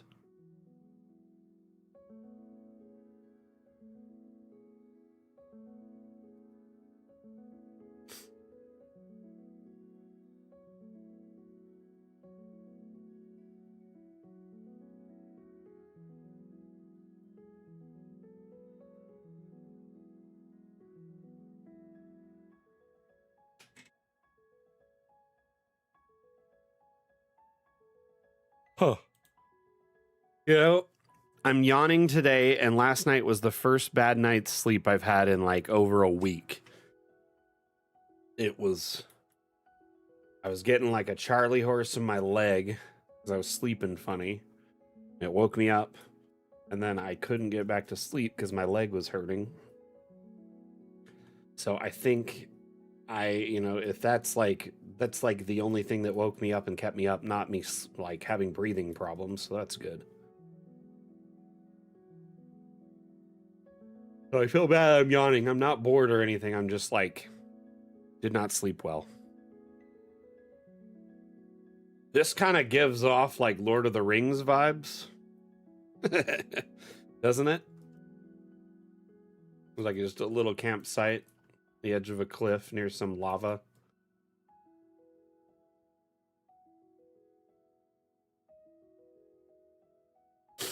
Oh man, I am so excited for the ability to rotate objects on any axes. Aren't you all excited to see that? Because like imagine, oh, you could make a bridge out of a tree or like a statue because it's going to be turned on its side now. You know what I mean? Like you can have ruins that'll be so much more like believable and cool looking.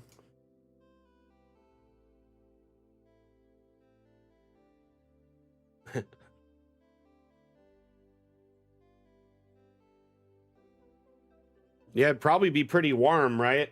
Other than the noxious gases and potential to fall into the lava in your sleep. But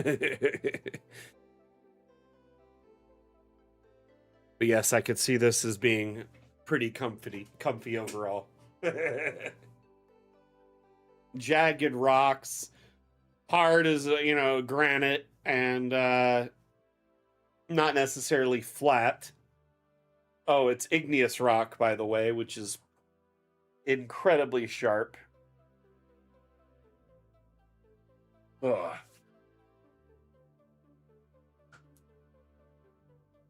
Yep. That's just to name a few of the. I like how they have got a campfire 30 feet away from the lava.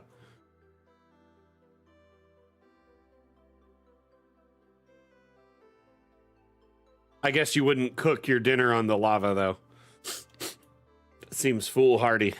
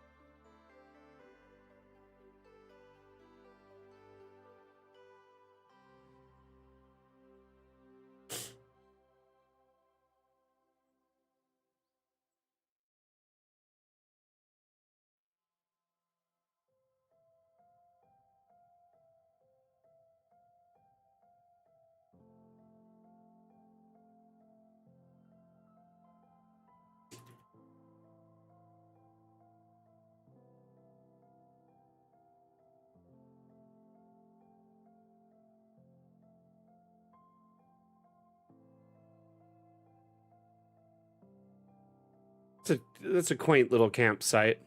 Probably not the ideal space, but if you're trekking through harsh wilderness, this might be the only place you can camp. You know what I mean? Island Lass, how are you? How is your D&D game going? Any fun shenanigans today? In our D&D game last Sunday, I forgot to mention this, the lady of the house who was cursed, they thought she was sick, and they invited a bunch of fairy healers who all had their own kind of snake oil healing option. But she was saying a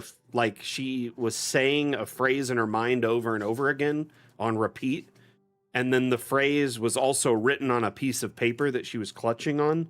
And the phrase was like some weird gibberish. And guess what? We got to use our cool little cipher keys to like figure out what the gibberish said. And it helped us determine who the person was that ended up like hurting her. So whoever cursed her, we figured it out and we're able to confront them. It's pretty cool.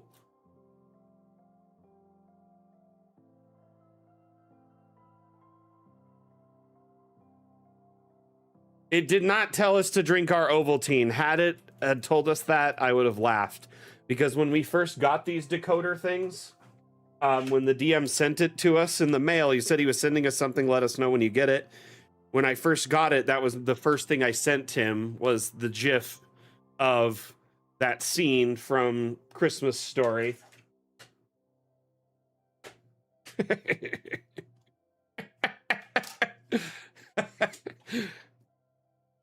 But yeah, like that's kind of an inside joke with the group, but we've only gotten to use them a couple of times, and this was one of them, so I was really excited.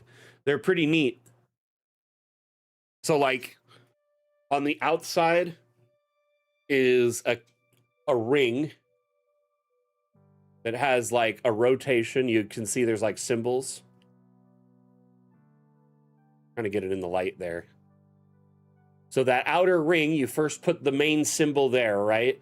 And then the inner ring has like a bunch of numbers and letters. And so you line up that second, like the letter you see on the paper in that circle, and whatever's on the arrow is what it is. Or you line it up with the arrow and it's whatever's in the circle is what it is. So there's like, it's essentially like a whole cipher key that gives you like answers to all sorts of different things. There's like tons of different codes in there.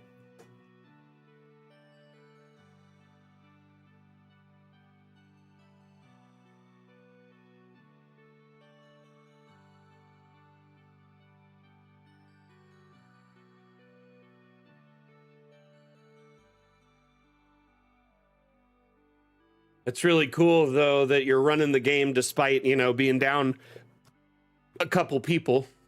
What's your strategy for, you know, engaging the couple players and keeping it fun, and also, you know, still keeping it so you don't progress like main arcs? Yeah, we hope that other player is okay. Oh, can you reach out to them and just check on them, you know, or have they just been silent?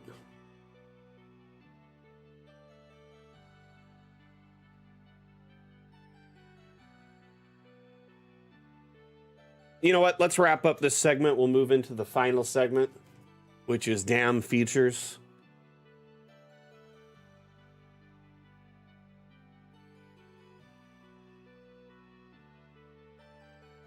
I am going to really quickly load up any old map from the workshop. And the point of this is I want to prove how easy it is to figure out what kind of room type something was. So in this map by Hieronymo, it has tons of different room types, different levels, floors, assets, right?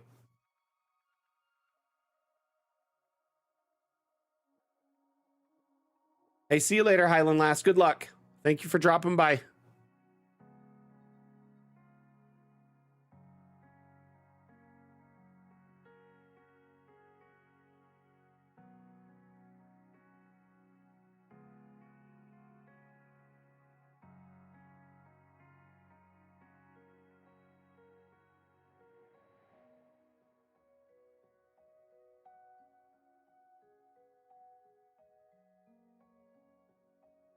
Okay.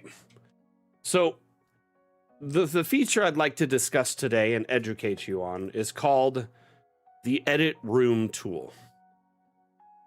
Oops. Before we do that, though, I'm going to adjust the settings down to like medium. Just sneak a few more frames out. That's much smoother. So when you open a map from the workshop, often you don't really know what they did when they made it, like which room types did they use. And you may be curious which room type was used, or maybe you generated a room and you want to make subtle changes to it or even delete everything in it. These drastic changes or, instances where you need information, the Edit Room tool is very powerful. Alrighty, Blue Mage, thank you for hanging out. We'll see you later, my friend. So if you go to the Draw Room tab, right? And then go to the Draw Room tool in the left toolbar, and then you select the third tab. This is the Edit Room tab. What this allows you to do is select a room and know what the room is at a glance. So when I selected this balcony here, it said balcony, wood, simple. When I selected that inner space of the tavern, it says Tavern, Great Hall. Tavern, Great Hall. So for the most part, all of these are one room, Tavern, Great Hall. Come over here, again, Tavern, Great Hall. All matching aesthetics, similar walls, similar windows, right? Come over here, might be subtly different in any of these. No, it looks like he used Tavern, Great Hall for most of them. And then just decorated it manually. Come over here, yep, Tavern, Great Hall again. That means the walls and often the windows and flooring will be matched unless you manually change it. So in instances where like a little hearth is or whatever, or is like a bathroom, he went through and put them in manually as the floor. He didn't even generate latrine rooms, just generated room shapes and put in latrines. So you don't necessarily have to generate a latrine room if you want those things. I'm going to unselect this. Yeah, this is all Tavern, Great Hall. That's surprising, if I'm being honest. I assumed at least some of the rooms would be different spaces.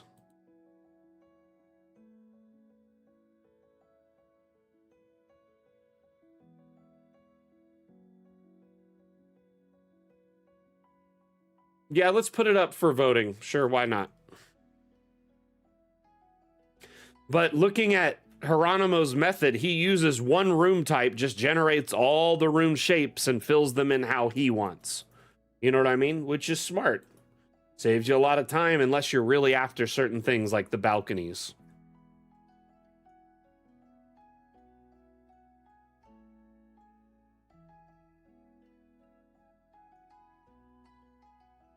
Sure, why not?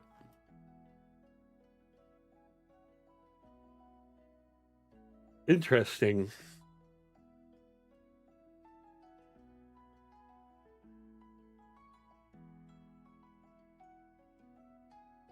But one nice thing about this is you can always figure out which room type was used to generate this space, right? Balcony, wood, simple. Balcony, wood, simple. Oh, Tavern, Great Hall. So it's really nice at a glance to know what the room was made of, right? Another great thing about this is, let's say you've made the space and you don't like it. You want to change it, right? So you could delete all the objects in the room with a single click. You could delete the entire room, okay? You can edit the room shape or even refresh the room and regenerate everything inside, if you so choose. Alternatively, the AI settings are over here, so you can uncheck certain aspects.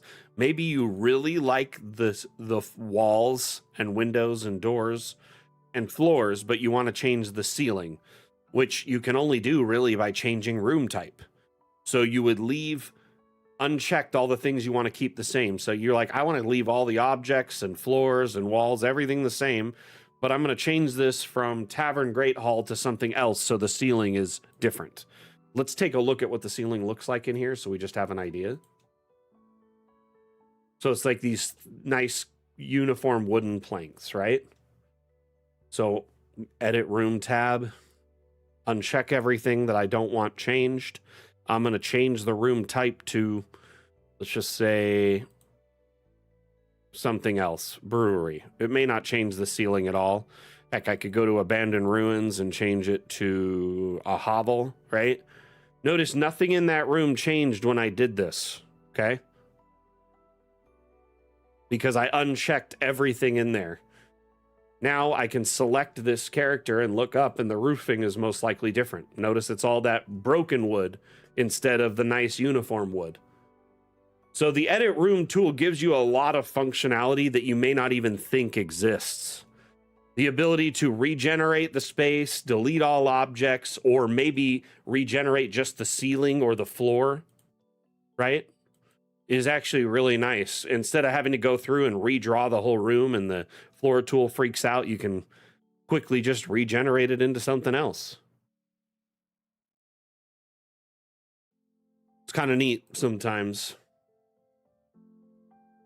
Notice how the walls and windows are staying. None of the objects are changing because all I have checked is flooring. So all that's changing is flooring and the ceiling at the moment, based on the room type.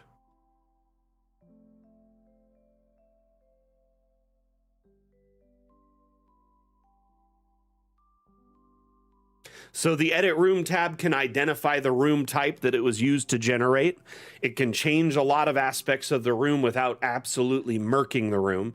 A lot of times people will want to like change the walls and are afraid to do so because they're afraid it might delete their objects or something.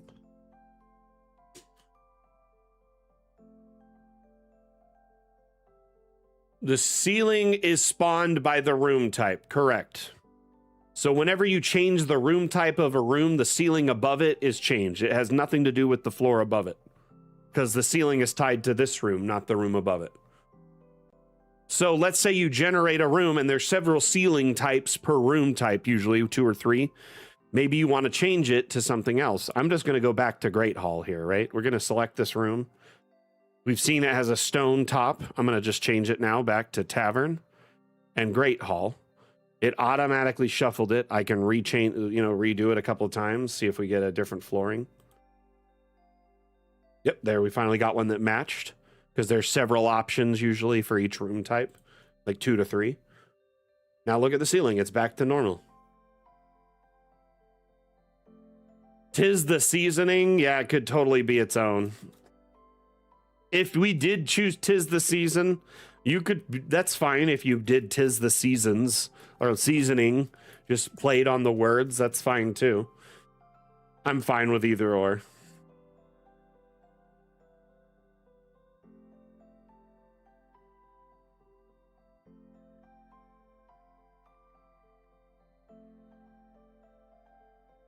Yeah, I'll show you how to do that really quick.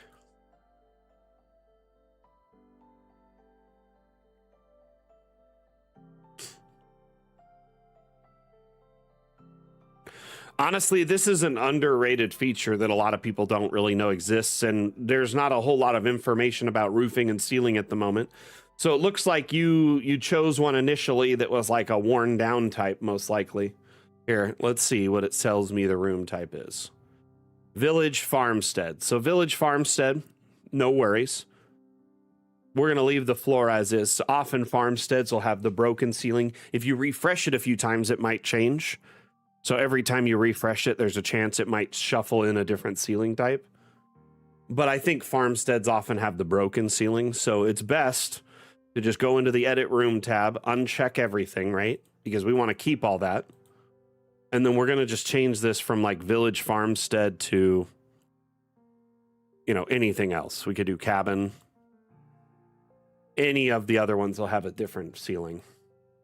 See, that one's more like a cabin wood. If you want it to be like the floor, we could do the Great Hall one. I've kind of just learned from playing around with them, but I do wish there was more control over the ceiling, like you could tell it not to change or change the ceiling type manually like you can the floor. I'm hoping with time that'll be added. But for now, I'm going to go to Tavern, right? Well, we're going to go here, and then we'll select Tavern and Great Hall. Now let's look in the ceiling. Boom, matches the floor pretty well. Isn't that neat? But that is the only way I know of to easily change the ceiling at this time, is by editing the room type with everything unchecked. That way you don't nuke the room, because you don't want to just regenerate the room and delete all your beautiful decorations, right? So make sure that you have, you know, the edit room tab, select the room, uncheck every setting, and then just change it to a different theme. Alternatively, you can use this to, you know, maybe delete portions of the room or extend the room out if you want. You know, you can remove the rooftop from the building. So now lighting just gets in. There's no longer a roof on that, which it gives it that old DA style. Or maybe you want something that's like abandoned with a broken roof that collapsed ages ago and is just stones and wood on the floor, right? Or maybe an open concept for like a, you know, a temple or something that's outdoors or, you know, aged or whatever. I don't know. But you could also just shuffle the walls if you don't want, you know, you could change it different aspects. But whatever's unchecked won't get changed and will remain the same. Anyway, hopefully that is helpful information to multiple people here. Moving on with that tool, right? You have all these different options with it. So we've shown how we could just change, you know, just the roofing, or maybe we want to just edit the floor. Maybe we want to delete all the objects or regenerate the entire building. Maybe I only want new windows and doors and walls. I'm going to change the floors. I can regenerate this, right? And it may shuffle them out, or I could even change the room type, go to like a mansion, and now the walls are changed. Isn't that kind of neat? Because I left objects and flooring unchecked, none of that got edited. And I could just keep refreshing this if I wanted to. Doesn't look like it's editing the outside walls, which might be a bug. But anyway, you get the idea. Let's say we wanted to delete every object in this room. We could do so with a single click. Pretty neat tool.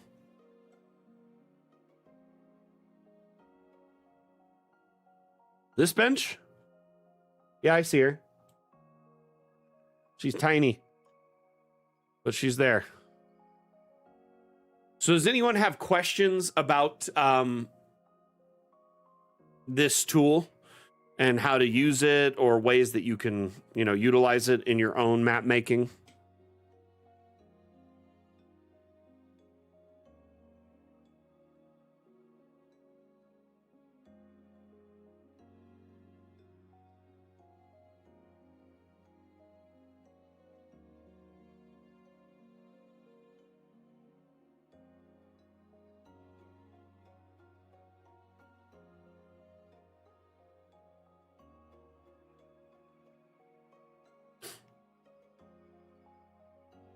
So remember, the edit room tool can allow you to, you know, delete all objects in a room, change the ceiling, change the floor, or change the walls and windows without affecting any of the objects, or vice versa.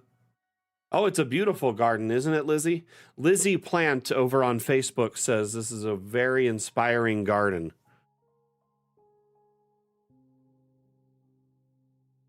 Random Ladybird did a good job on that map, for sure.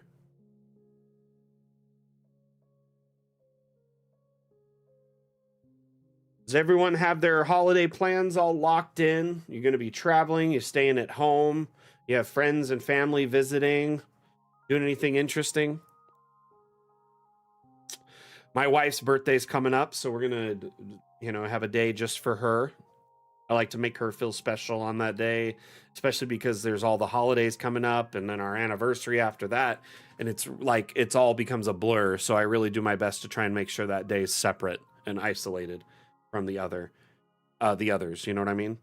Anyway, so we're going to be making her, you know, special breakfast, special dinner, gifts on her birthday. And then, you know, Christmas, obviously, after that is kind of a fun family affair. One of my wife's girlfriends is going to come visit her in a few days for kind of like a special get together that's like a post-birthday hangout. because she didn't have time around her birthday to hang out. So doing some dinner on the 20th with friends, and then and then Christmas coming up for our household, and then New Year, and then after that is the wife and I have an anniversary in January. So it's like boom, boom, boom, boom, boom, boom, boom, boom, boom, one thing after another.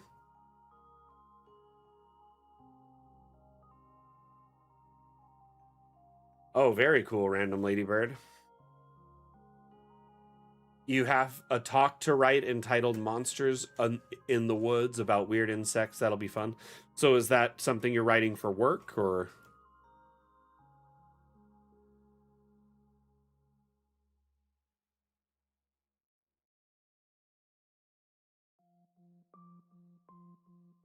Just saw this map when I was looking in the workshop, and I thought, man, this is a mood.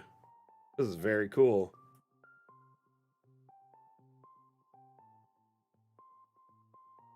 Quiet Castle.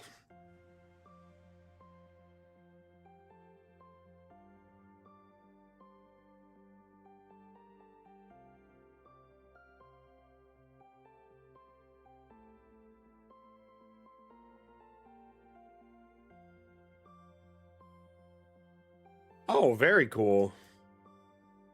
Well, good luck. I wish you luck on writing and giving the speech. Or the talk, I mean. Very cool.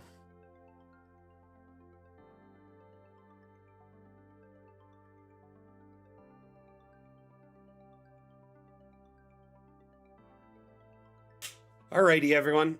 It's about time to wrap up. The damn show is kind of it's slated to wrap up between 2:15 and 2:30, depending on how long the segments run. Luckily, we were able to feature, all of the Dam Challenge maps. We answered a couple of questions. We showcased some features and some themes on the workshop. Had an interesting stream despite my many flaws and mess ups leading up to it. But hopefully I get all these, little kinks worked out in the next stream.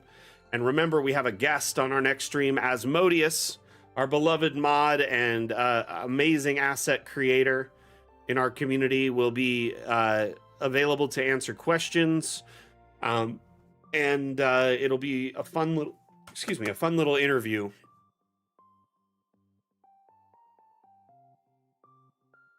You know what? I'm going to break the tie. I'll vote for 'Tis the Season, okay?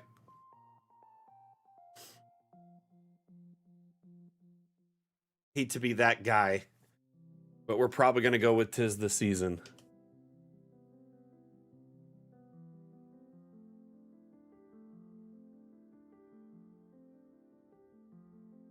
Going to use my community manager powers.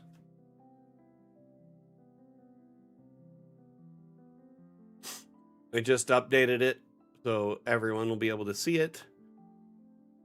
So yeah, the next theme is 'Tis the Season. So I will update our Dam Challenge channel with that information, including the winning map and the timelines for the Dam Challenge, so everyone knows, how long they have to participate and when the deadline is to submit your map. Aside from that, thank you everyone that showed up and participated in the Dam Challenge stream, whether you submitted a map, you were moderating, you were actively chatting, or you were here just vibing and lurking in the background, loving the artwork. I appreciate each and every one of you that supported the stream today. Again, my name is Mac, the community manager for Dungeon Alchemist. Dungeon Alchemist is a map-making utility available on Steam. We offer a free demo so you could try before you buy that allows you to build a tavern map set in the forest, and then you can export it for your playstyle of choice, whether it's print, digital tabletops, or virtual tabletops online. Remember, we host 2 streams per week, every Monday and every Saturday. Every Monday is Mapmaker Monday. That starts at 9 a.m. Pacific, 12 p.m. Eastern, 5 p.m. UTC. Runs for about 2 hours, 20 minutes roughly. And I build a map live. So you can watch, learn, ask questions, share feedback on the build in real time. The map that I'm working on is called Temple Ruins. We actually made a ton of progress in the last map. I think it was because I wasn't just doing graves over and over again that it feels like a lot of progress. It's nice to break free from just building a cemetery. That being said, we've got about this much of the temple so far, and we'll be adding more next session. We got some little breaks in the ceiling and the walls in the back, etc. So Monday morning, if you want to tune in and learn about, map making in Dungeon Alchemist, have questions related to Dungeon Alchemist or exports or maps on the workshop, whatever, and you want to learn about building an ancient temple in the jungle, feel free to tune in. That stream runs roughly, like I said, 2.5 hours.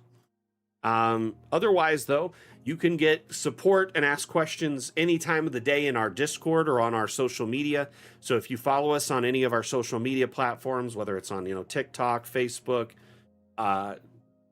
Twitter, Instagram, Blue Sky, wherever, you can ping us and ask us questions there, or you can drop into our Discord and spin up a support thread or a question thread 24 hours a day. Myself, our moderators, and many of our community members will tune in and try to offer assistance and guidance based on their experiences. So it's a great place to get support, pretty much any time of the day. If you, otherwise though, I hope you enjoyed the stream today. If you did and you haven't hit that follow button, make sure you do. Hit that follow, hit that subscribe, share the stream, repost it so, your friends, family, players, community members can hear about Dungeon Alchemist, because we are spread solely on word of mouth pretty much at this point. So it really helps, helps our community efforts grow, our streams grow, and our business grow when you share the word, spread the love, if you will. So we'll see you back on Monday with Mapmaker Monday. But until next time, until then though, we'll see you next time I give a damn. I'm going to run a quick Dungeon Alchemist themed map, and then we're going to wrap up the stream. All right. Back out. Bye.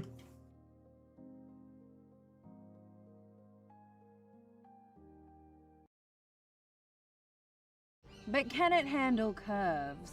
But can it handle curves? But can it handle curves? But can it handle curves? Dungeon Alchemist, the AI-powered map-making application for role-playing games, now comes with both round and diagonal walls. Create amazing professional maps for your players in seconds. Get it now on the Steam store.